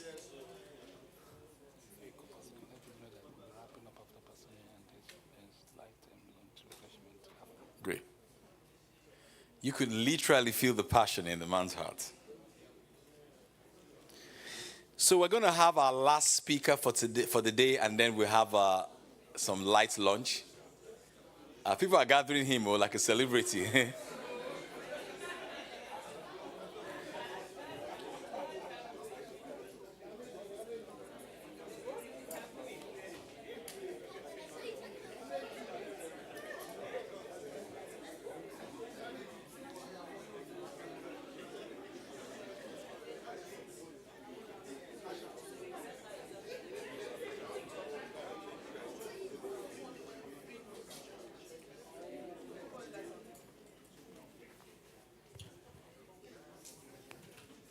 How you doing, Pastor? Well done. Thank you so much for this. Thank you so much for this. Thank you. Thank you. All right. Thank you so much, sir. Your passion was very tangible, very felt. And his story is a remarkable story, isn't it? Shows you that anything is what? It's possible. Can I say something quickly before I introduce Ms. Pasoni Adesanya? I was at a conference at LSE, London School of Economics, and the person that taught us in that class said something very powerful first. He said there are 2 types of luck. No, 3 types of luck. I can't remember the third one. He says the first kind of luck is a luck off the back of the fact that you were born into a particular family. Right? You can't change that. Carol Ankpokbola was born into a family where her mom got the proximity advantage to get to Abuja before all of us. Did you get that? You can change that. Then the lecturer said that the second kind of luck is what he calls the experiential luck. What he says is that if you expose yourself to enough experiences, you will increase the surface area upon which luck lands upon. He said that if you expose yourself to enough positive experiences, you will increase the surface area upon which luck lands upon. And I'll use a narrative to illustrate this point. You came for an event like this. You shook somebody's hand. If you follow up on that opportunity, that may change the trajectory of your life. I met Mr. Dotun at Pastor Neil's conference in London as well. Intercontinental. We shook hands, and I've been doing sales training for his company for God knows how long right now. So the person you meet here today may literally change your life. Like seriously. So take this conference seriously. Next, Pastor Neil Adesanya needs no introduction because he is the father, his generation are the fathers of the speaking, coaching, and writing industry in Nigeria. Can we give him a round of applause? And every time I have the opportunity, hang on please, every time I have the opportunity to introduce Pastor Neil Adesanya, it reminds me of a quote by a great man that said that we all see further because we stood on the shoulders of giants. Did you get that? Yes. There's a saying in South Africa, Ubuntu, it says, I am because of you. People like us, we wouldn't have known that there was a possibility that you can talk and get paid until I met people like Pastor Neil Adesanya. So we are here today, we feed our families today off the back of what we say because we saw him. Ladies and gentlemen, please put your hands together for Pastor Neil Adesanya. There's another thing that we need to also add because hang on a second, a lot of times when people are in industries, whether it's in church or outside, as they age, they become irrelevant because they didn't reinvent. True of us. Come on now, true of us. But the beautiful thing about Pastor Neil is that as he ages, he's reinventing. keeping us on our toes.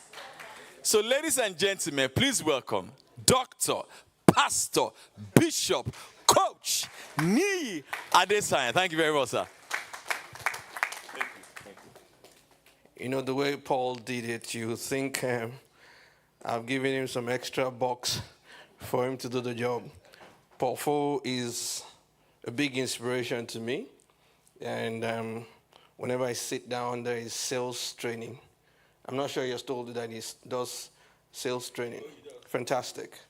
And then Pastor Biodu, is not only Caroline that should get an audience. I know you're a man of the spirit.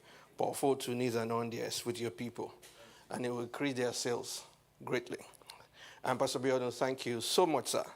Thank you. You know, when I see this and what you did for Dotun, there's a song that is coming to me to sing for you. But interestingly, the last time I told Pastor Sam, I was ordained by Pastor Sam at the Emin Daystar, that I wanted to sing. He looked at me and he said he will invite me after the grace. And that is to let you know that, you know, don't just come and spoil the anointing here. I don't know how many of you know the song. It's a very important song like this. When somebody has done something, especially when they are men of God, they have done something great. So you come up with President General amongst the nation. Salute you, President General amongst the nation. Okay. Did you get to see that song on YouTube or anything? I mean, they were really matching, you know, to greet the man of God. So thank you so much. A round of applause for our pastor, please. Thank you, sir. And also, Dotun Loyede, thank you so much for putting this together. Really proud of what you're doing. And one thing about Dotun, and I tagged along with him for a long time, is that Dotun's got character. And his character is, I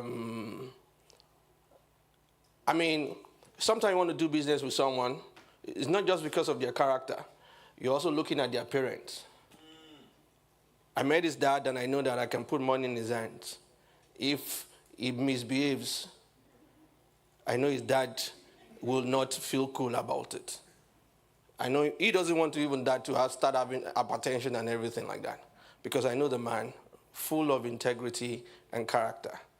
And for those of us who don't speak Yoruba, let me just swing to Yoruba language. Omotekumbi. In other words, the son, the child, the cub of a lion will always look like the lion. Trying to translate that. So thank you. And also Caroline Pukwola. Caroline Pukwola was supposed to be my protege, but she eventually became my friend. I don't know. And then Caroline has blessed me so much with her words. And then she has always graced my event every year in Nigeria for the past 2 years, and she's coming again this November.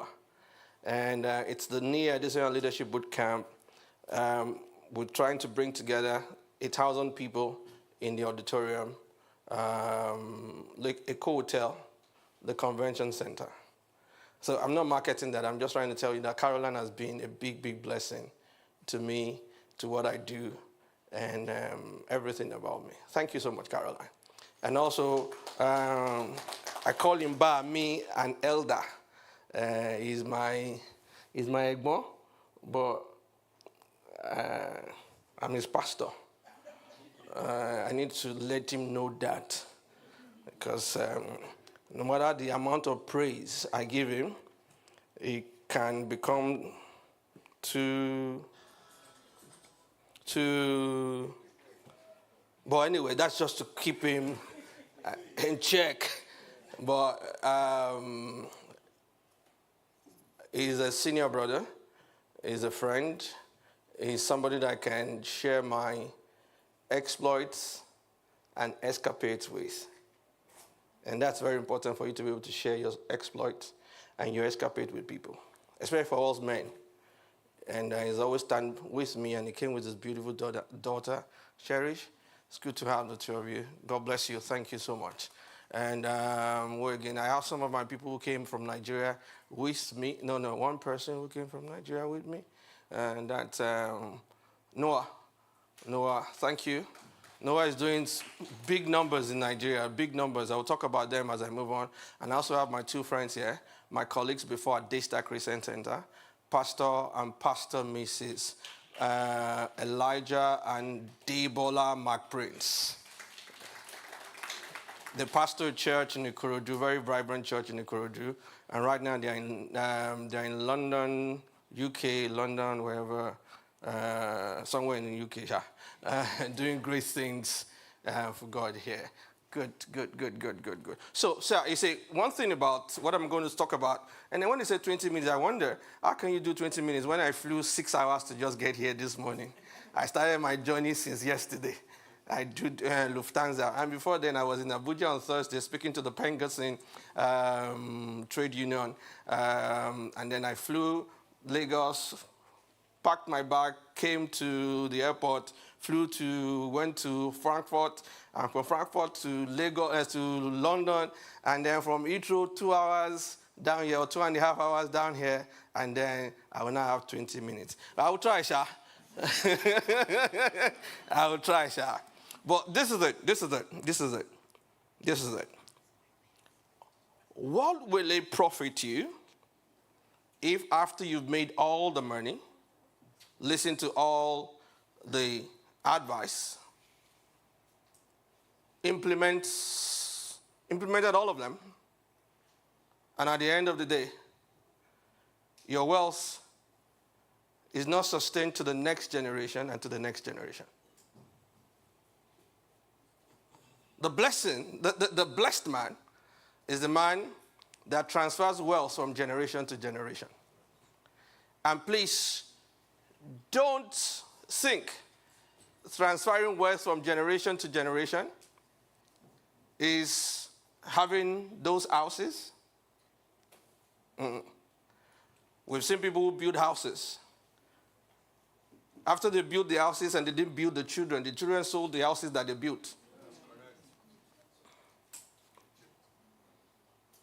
And then again, you must understand this, especially when you're a covenant person, when you're a Christian, that sustaining wealth from generation to generation is not just in buying stocks or putting money in the account for them to be able to live on ever after.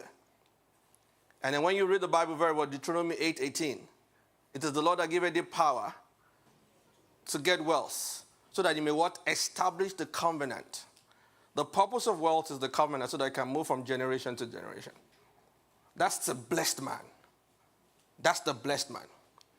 It is a tragedy for us to have all those houses, build all those houses, do all those things, and then strangers will be occupying the houses. And there is nothing terrific about you. There is nothing glorious about you. There is nothing outstanding about you.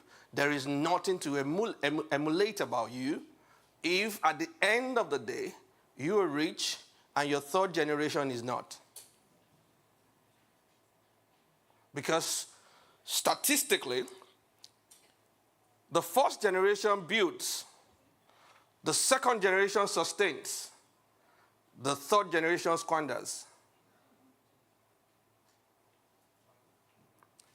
And it's a shame sometimes for us Christians that we have not been able to sustain wealth from generation to generation, whilst the people who are probably on the other side have done it very well.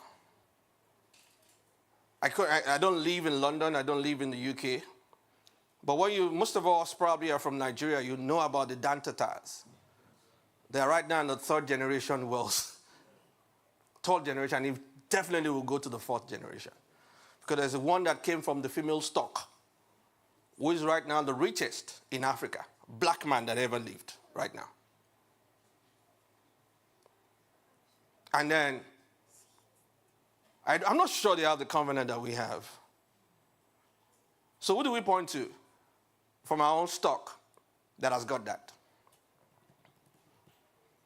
Because by the time you begin to implement all these strategies, then you need to also be looking at it. How does this thing go from generation to generation? I'm going to share some things with us. Some of us will have to write it down or get the tape, keep it for future references, and prepare for it. And most of us will do deals, small deals. We do deals that can't sustain anything. And some of us from Nigeria, we look at you people and we envy you, but we don't really envy you. And you people come probably to Nigeria to oppress us. Well, it's not your fault because your one is our own 2,000, but it's okay. It's okay. But then when you look closely at some people from Nigeria, in Nigeria, you see that they are doing big numbers. That's why when we live in Lagos and when we come to London, we live big. And you're wondering how we're spending money like that. Hopefully I'll be able to talk about that. I get to that point where you know that whether you like it or not, home is home. Because at the point in time, the cold in this place will begin to affect your health. And then you begin to think about where do I go and retire, especially when you've got your papers that you can travel in and out, then you need to start thinking about home. But quickly, because the brevity of time, let me just quickly share 4 levels that I call the 4 levels of wealth, sustainability, whatever you call it, we want to call it, or sustained prosperity, 4 levels of sustained prosperity.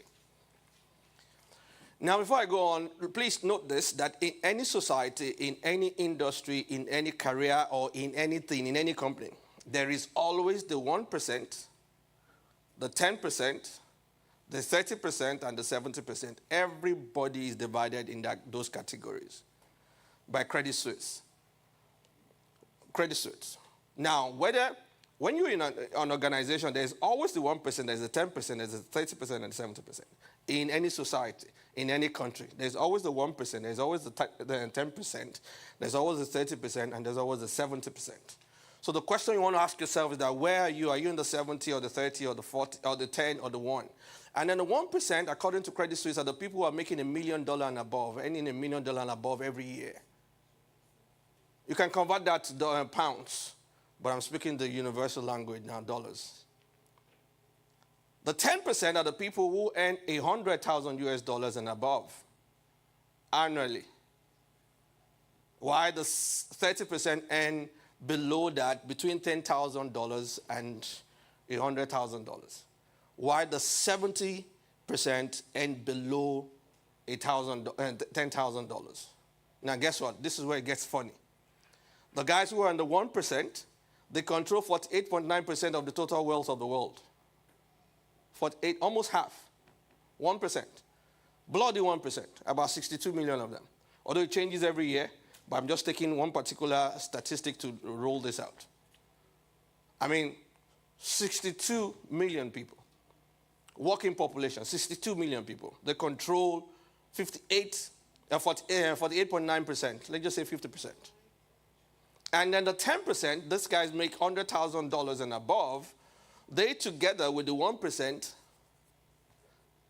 they control 85% of the total wealth. I don't know whether you read it recently that the top 15 people in the world are richer than the 3.5 billion people at the base. If you put the weight of the 3.5 billion people together, it's not up to the 15 people that are richest in the world. Not up to. So I always tell people this: when you say there is no money, when you say there is, when you're swimming in shallow waters and everything, it depends on the level or the level that you're at. Are you at a level 1%, 10%, or 30%, or 70%? So everybody, every time I have the opportunity to talk to people, I want to move people from either they are 70. I know there's nobody who is 70 here. Yes, nobody's 70. I mean 70%. Below 10,000. No, so you're not here. And I'm sure 30% probably to, I mean, Pastor, 30. Okay. Sometimes if you look at the tithe and offering, you can have an idea. You can have an idea. Anyways, but anywhere you are, your goal is to move from one level to the other. But the ultimate is the 1%. And let me also say that there is the 1% of the 1%. And then that's where every Christian should be moving towards, the 1% of the 1%. Where your wealth can correct a nation. For God so loved the world that he gave his only begotten Son. Not for God so loved the body of Christ. For God so loved the world.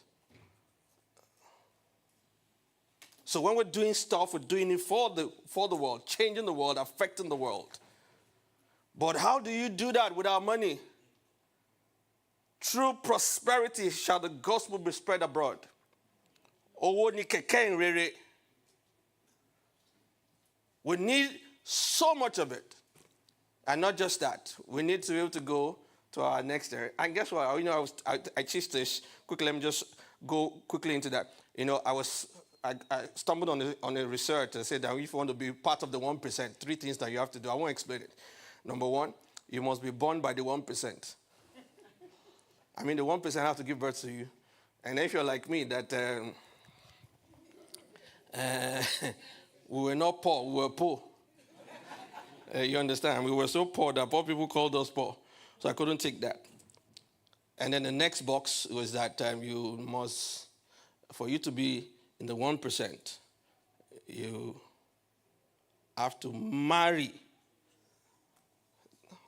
a member of the 1%. Now, if you're already wearing a ring, you can change your mind, eh? You can change your mind. Pastor will correct this on Sunday, but let me just say it just to make you laugh. When I always say, don't marry for love. Don't marry for love, don't marry for money. Yeah. I agree. But my advice is that go to where money is and marry for love. That's just to make you laugh. Anyway, so the third box is what you should be looking at. If you can tick the 2, then the third one is that you must attend an Ivy League school. Not those of you who went to Olabisi. I know that. I'm sorry, forgive me. Ivy League school. But when you look at all those things, 3 things, you realize that they have one common denominator, which is relationship. And I'll talk about that. Look, let me say this. Nobody gets to the top. Everybody is brought to the top. There's some level of wealth that you can never access just by your intelligence. Your intelligence should get you to a point of relationship. Because general information does not prosper everybody. It is privileged information that prospers people. And privileged information are accessed at privileged gatherings. For instance now, most of us who came here today, you will have accessed some information that you were not privy to before. That tells you this is not a gathering for everybody. This is a gathering for few. So the guys who are really at the 1% or the 1% of the 1%, they do so much about their relationship, they do so much about their access, they do so much about their connection. They do so much about being at the right place at the right time. That's what Ecclesiastes 9 verse 11 says. The race is not to the swift, neither the battle to the strong, nor bread to the wise. The Bible says time and chance happens to them. And time and chance means being at the right place at the right time with the right set of people, and you must be a right person. For you to be able to access it, it's not about your wisdom, it's not about your being swift. It's about being with some people. You see, some information that you will get, and then you will leave that place, and then you can earn in thousands of pounds, thousands of dollars, just by being in that room. So any one of us who really want to go there, your strategy is to, who are the people, who are the 1% in my society that I can connect with? What can we do about it? And Pastor also, help us look at the 1% in the society in the UK and drag them close so that they can come and share the information with us. And let me say the one-on-one, take these people out for lunch. Because I figured that when people go for lunch and they are eating, they divulge more than they expect that they are planning to. Yeah. That's why you say dinner, let's have lunch, let's have... When you do that, they begin to tell you things that they didn't plan. They will have said, well, did I say that? And sometimes you'll be reminding them what they said. I'll say, no, I didn't say that, but they've said it. There's something about food I don't know. So, access, privileged information, privileged access. That is what you need. You don't have to be too intelligent, actually. The intelligence just needs to get you into a room where some things are discussed. The conclave, where some things are discussed. So back to the 4 levels. Number 1, get rich. Getting rich is the first level. And I'm sure my ogas on the eye table here, I've dealt with it very well to show you everything, the broker and everything. Thank you so much, sirs. Getting rich. But we know that getting rich is not as difficult as staying rich. Staying rich. And then for you to stay rich in any country, you have to be friends with 6 people. 1, a lawyer. 2, an accountant. 3, a doctor. Why am I saying a doctor? You need to be sound. You need to be healthy. You know, when we said the first generation built, the second generation squanders, the second generation sustains, and the third generation squanders. The people who have sustained wealth have lived long so much that they don't allow the mentoring of the third generation to be done by the second generation. They have always ensured that they live long, that they also mentor their third generation themselves. Yes, sir. Yes, sir. Yes, sir. So how do you mentor and sustain the third generation when you're not healthy? So a doctor has to be your friend. I don't know about here, but I think it's everywhere. Politicians too have to be your friend. If you are doing 100,000, it's okay. But if you are doing 20 million pounds, 30 million pounds, you must know the guy who is representing your community in, is it the National Assembly now? The House of Parliament, yeah. Interesting, I have a friend there, House of Lords. And everything. But you must have friends like that. Not just that, you must have also a friend that is a Lord. I didn't know how powerful these guys were until we went to Westminster, was it March? And then the Lord was taking us around. And then those people who paid, they will go to one side for us to pass because it was the Lord that was showing us around the place. That's why I said, I thought it's only in Nigeria that we respect people like that. Politicians. And then again, owners. What do I mean by owners? There are people that own an industry. Whether you like it or not, they own it. They own a territory. You must be able to connect with these people. Myself, Caroline and Caroline, we had to go to Westminster to sit down with an owner and a politician. So that when we're coming around there, I'm more or less a bit invincible in this country. I just need to make a phone call. One phone call.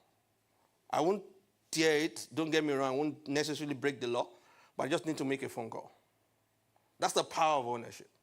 So when you're doing business in Nigeria, because we're inviting you back to come all of us and do business in Nigeria, you better hold Dotun's apron very well. Because he's an owner of a territory. And he knows the owners. You know, if you look at my social media handle, and then you realize that there was a time I was being friends with some of the traditional rulers. People thought I was stupid. But it was a strategy. Because most of the guys who were around me are into real estate. And I looked at where do they have the land, and I looked at the area, the geographical area, when they have the land. I went to meet the king and became their friends. Sending cows on an annual level, on an annual basis. I just make sure that it's not around their festive, all those festivals. I give it when it's not done. When it's not around the layer. So they don't use my cow to do that. But I have a covering in God by the scripture. I don't want to bother you with that. But there was a time one of my guys had a problem with his land. They were going to take the land off him. And we moved into the palace of the owner, the palace, the king. And then after, for the few conversations, he got his land back. He will have lost millions of naira. I mean, thousands, hundreds of thousands of pounds. But because we know the owner, you must know owners. If you're a business person here, can't just do business for the fun of numbers, you are calculating numbers. No, relationships. There's something we'll call in business strategy, regulator capture. How dare you do business that the regulators of your industry anywhere in the world don't even know you? You're not close to them. You capture them by engaging them, by being available whenever they want you, and they'll be attending almost all meetings of the association. Be visible, be vocal, be outstanding in there. That's how to protect you. Because just one policy, I don't know about UK, but even all over the world, just one policy can turn anything around. So, for you to stay rich, you must be friends to those people. Now, let us move to the third level. Okay? Read it out, let me hear.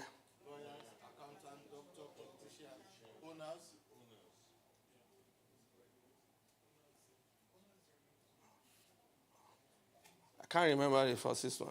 But when I remember, I'll come back. When I remember, I'll come back. But let's move to the third level. Remember the first level? Get rich. Stay rich. Now, listen to me. This third level, if you don't embrace it, I guarantee you, in heaven and earth, you can't transfer wealth. You can't. It is impossible. Impossible and can't put together. That is sanity in the midst of riches. Being sane. Look, there is an amount of money when you see it, especially if you're a first generation wealth builder, that will make you misbehave. The ones who were born into wealth, their parents have battled that spirit. Hope you know there is money. There is a spirit that goes with money. Have you realized that where there is money, there are some demons always associated there? There are some crazy people, there are some demonic people always there. Have you not noticed? And then you see the people who have mastered it, okay, you are the second generation, it's okay. They've taken the hit. But if you're a first generation wealth builder, I tell you, the spirit is coming. Insanity. That is why, listen to me, that is why you can't be a businessman in this church or in this society or anywhere in a church, and then you are not submitted to the pastorate in that church.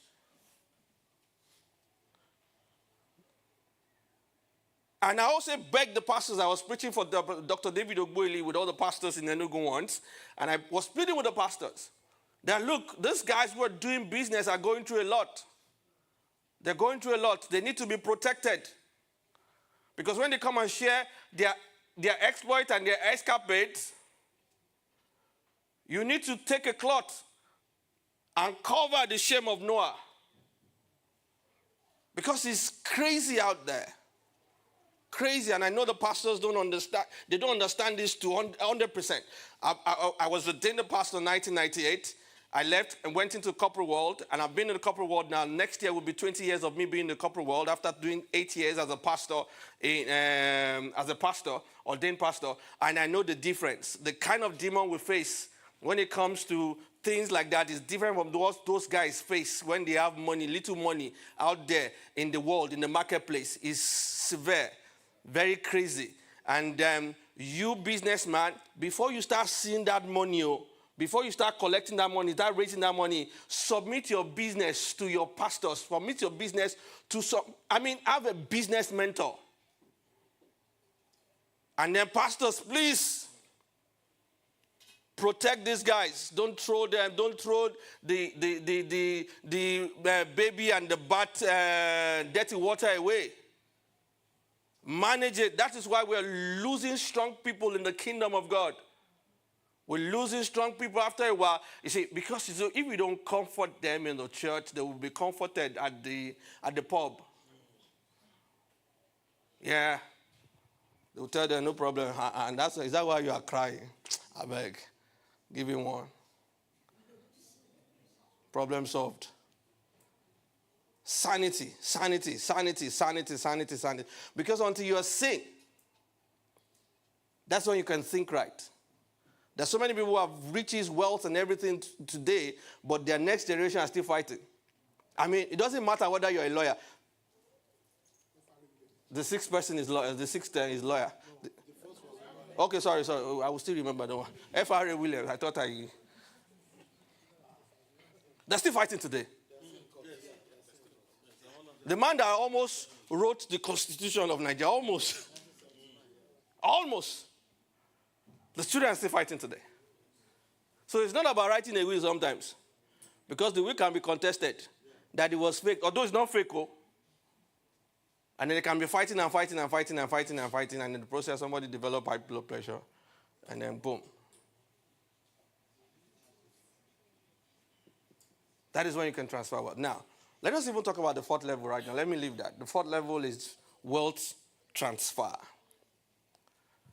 Please, don't make a mistake that what you transfer alone are tangible stuffs. You don't transfer only tangible stuff, not the things that you can touch. What sustains the tangibles are the intangibles. And every covenant person, every progenitor of any wealth transfer understands that, embraces it. It is about the intangibles. It's about the covenant.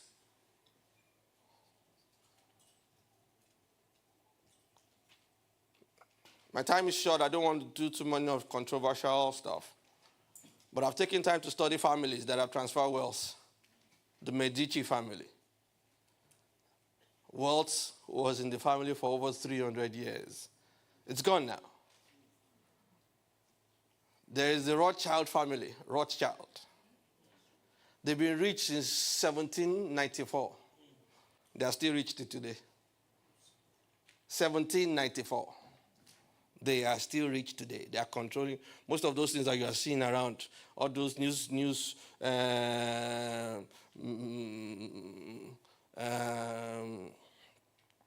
channels. CNN, all those, they have hand in all those things. They control a lot of things. Rothschild family. Now, when you look at it, when you look at them, then when you go and study them, you can go on Netflix and probably Medici family. There are some things that they did, though. Now, let me say this also, that when you're watching it as a Christian, first pray in the Spirit. Because there are some things that you would hear them do, so you have to pick the ones that you can pick and leave the ones that you don't need. But nobody transfers wealth without transferring the intangibles, the values. Do you have a family value? Do you have a family mindset? When you see those people, if you have counted them before, and you say one or two things to them, saying, a Dan Tata doesn't talk this way. You hear them, no, we don't do that in our family. This is not the way we think. You hear them say all those things, and you say all those things have to be imputed as the progenitor. You must know where you're going. You must know how your family will look like in 100 years or 200 years. And then you start positioning those people and imputing them with the necessary information. Value especially, there must be family values. You know the best place to do this family value thing? To impute it? Every family that has sustained wealth always have a family gathering at least once in a year. Everybody, no matter where you are all over the world, they come together.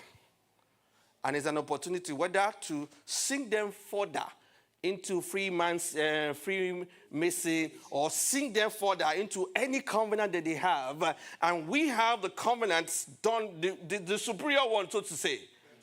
Better one, so to say. So we need to bring all of them together and sink them into that covenant that you have with your God, because that is the only sustenance. Let me get a little bit controversial. That is why they insist on who their children will marry.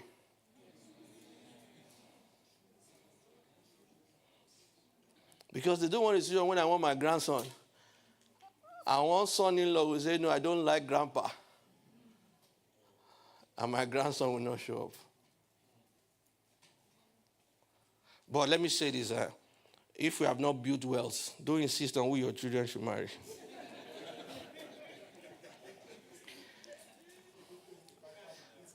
Yeah, so, because they have to troubleshoot to find out what works. And then also, they also determine the courses they read in school. See, this, I have to follow, let them follow their passion, is a lie of the media. You program your child right from birth. If you read the Jewish phenomenon, one of the things that they do, the Jews they do is that they make sure that their children they love books. The cakes for their birthdays baked in the shape of a book. They celebrate when their children go to school more than they celebrate the birthdays. They do that so that the children can attach something good, a good feeling to studying. And again, father, mother, when you are building wealth, don't build wealth too much to the detriment of the attention that you have with those kids. And the reason why some of those kids don't even like your business, don't want to continue with what you're doing, is because that business took the love that they were supposed to experience with their parents away. What they read, Giovanni was the one that started the Medici family wealth. His son, Cosimo's, went to meet him and said he doesn't want to do banking because they were banking for the Vatican. They were banking the Vatican, the Pope. His first son said that he doesn't want to do banking, is that he wants to go and do painting. You know what Giovanni told him? He told Cosimo's. Cosimo said, I gave you your life and I will tell you how to use it. Those are the language of the 1%. Like I said, it's controversial. You can say, no, let them have a free mind. Let them have a free mind. Okay, it's okay. Let them have a free mind. That's the language of the below 30%. I'm just trying to share you the language of the 1%. And guess what? His passion was eventually realized. Because when Cosmos took over, he now built a whole hall that had all the Michelangelos, all those people, under his influence, supporting them. And they were doing all those things. All those paintings that you saw was because of the Medici family that made it happen. Now, let me begin to conclude. Because I think I have 20 minutes. Let me begin to conclude. At the end of the day, the battle for this wealth cannot be fought alone.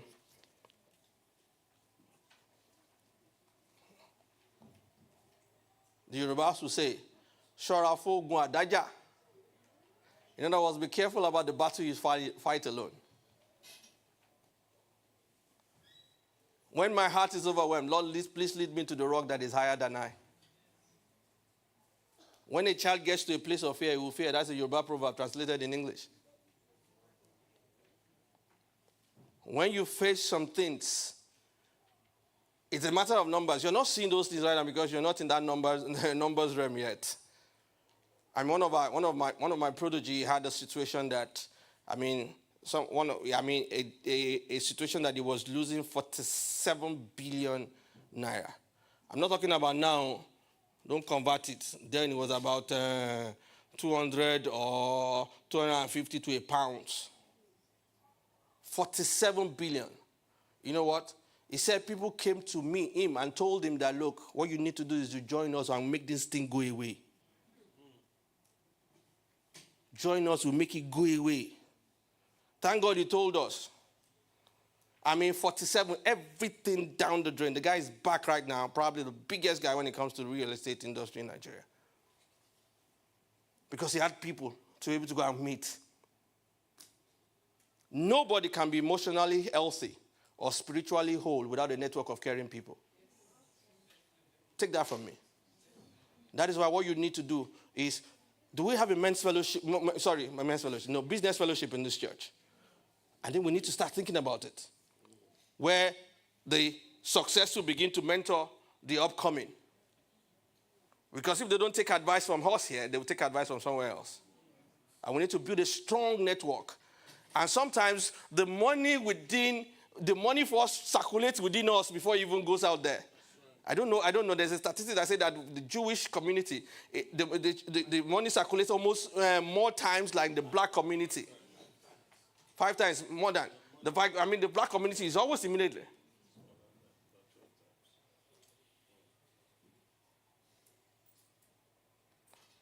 Relationships. Follow who know road. Know the person. Where has this person gone to? What has he done? Nigeria is a place that you need to invest in. But I beg you, don't come as if you know the terrain. The Nigerian principles and methodology and climate can mess up a PhD holder from Harvard. I guarantee you that.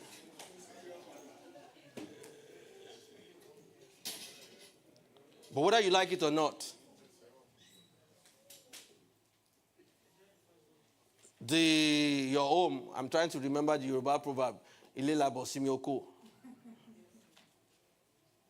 At the end of the day, is the home that you come to. Now, Pastor Matthew Ashimolo said something like two months ago. He said something, 2 months or 2 days ago or something, like 2 weeks ago. He said, you don't want to miss the opportunity of investing in Lagos last week. In 10 years' time, you may regret it. 10 years' time, you may regret it. So before you come to Lagos, don't come alone. Don't come with your chest and say you understand the basic economics that you have been taught in this class today. It won't work. You need to join forces with the people who are doing it very well, with character. And that is where Dotun Oloyede comes on. Once you get Dotun, you have me. Once Dotun calls me, we will release our network in Nigeria. And we have it, though. Our local. Okay, sorry, you don't understand that. We have it. At least for the next 7 years or 8 years, we have it. So please, Rolad Properties has our backing. You get him, you get me. You get him, you get Paul Fo. You get him, you get Caroline. You get him, you get Coyote. You get him, you get everything. And will not hold anything back. But just make sure whatever is showing you is authentic, it has character, and then at the end of the day, you will build wealth, you will transfer the tangibles, and you also transfer the intangibles. Because it's the intangibles that sustains the tangibles. Thank you, and God bless you. What a phenomenal way to wrap up this conference. Have you been blessed? Did you learn? I mean, what a great way to end this this event. If you have further questions, you can talk to Dotun at the end of the talk. I've got a train to catch. I'm going to the city where I live to see my 3 children and my wife of 17 years. My son plays football here in the UK, professionally. He's in the football club. Yeah. So God has been good to me in this land, and we have not started. God bless you. God keep you. God make his face shine upon you. God lift up his countenance upon you, and God give you peace. You will say like Jacob. So you will say like, what's the guy that was sold to slavery? Joseph. You will say, God has made me the father to Pharaoh. And the Lord over Egypt. Goshen is your portion. You will shine in this land. And God has given you Rolad to rule you into it. In the name of the Lord Jesus. We will come back here again for this conference. It will be bigger, better, and bolder. For as far as our eyes have seen. Just like I said, they are not here. I walk around the streets of London. I took my children for a men's prayer conference. 2 days. We just went to pray and study the Bible with other men. My teenage sons, 15 and 14. I was taking a prayer walk after the 2 days of prayer and fast and pray and the word Jewish, Indians, Pakistani. I call one of my friends that has 16 properties. I say, oh boy, these guys have taken over this land. We need to wake up. The guy said, you know what, bro?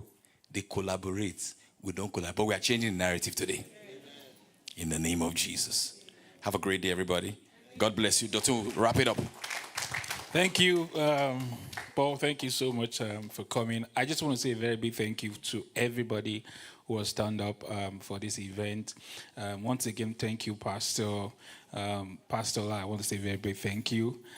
She was very supportive in making a whole lot of things happen for us. Thank you, sir. Thank you, Mr. Balogun. Shagun is not here. Thank you. And to all the men's fellowship, Mr. President, thank you very much. Thank you so much.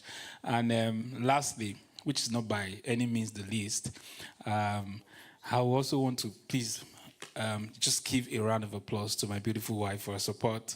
I would not have been able to do this without her support. I think she's somewhere running around. But please clap louder so that she can hear that they're clapping for her. So till we'll come again next time. Please, one more thing from Pastor Mr. Kawede, then we just wrap it up. Okay. I like offers. All right. Sorry, just a minute. I want to make an offer to anyone here. You are in this meeting, and please, it's not for everyone. It's for only those of us here. If you are part of this meeting and you've listened to me, and you have at the back of your mind, or you are thinking of coming to be part of what I believe I am doing to help our community, to help ourselves, and train you in this line of business that I've shared with you. If you are in this auditorium, I give you 10% off of my training cost. But please, it is not for anyone that is not here. If someone called me outside and said, you said, I will confirm from Mr. Dotun, it's only for those that are here. And I want to quickly roll out the things that you have the benefit to enjoy. I will not only teach you how to do rent to rent, I also teach you how to manage property that is not your own and make substantial amount of money. And I am going to give you 6 months mentoring. In other words, I'm going to hold your hand for the next 6 months.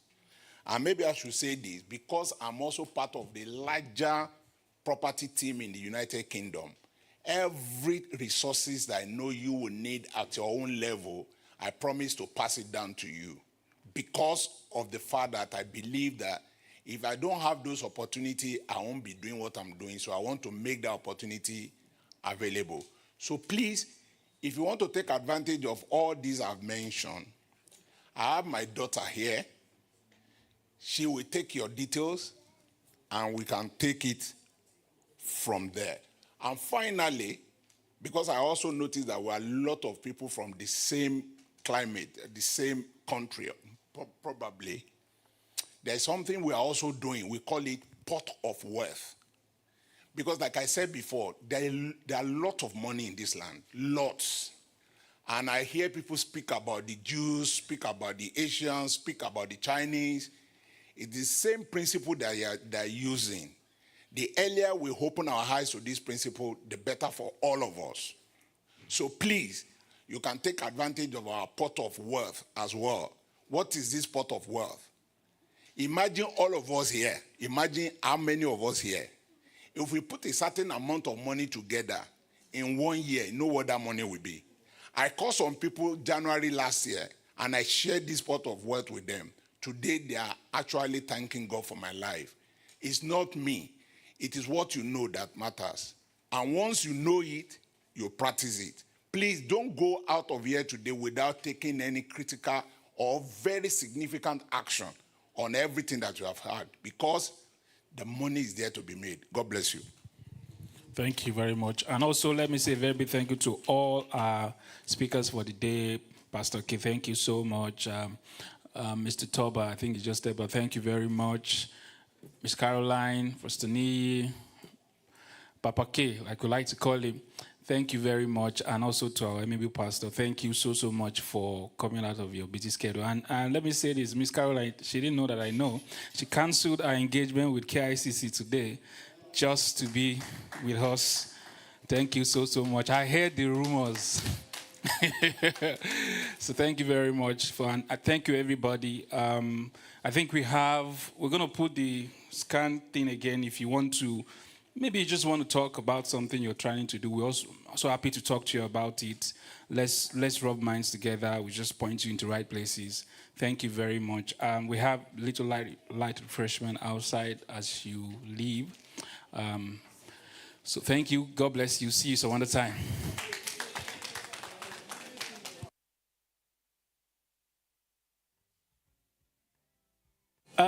Please, can we have all the speakers here? We'll just take a group pictures. Pastor Nee, please, can we have a group picture here?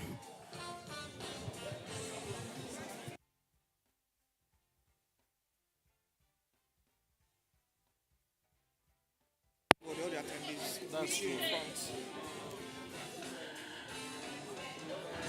Very nice one. Okay, thank you. Papa K, let's take a picture, please.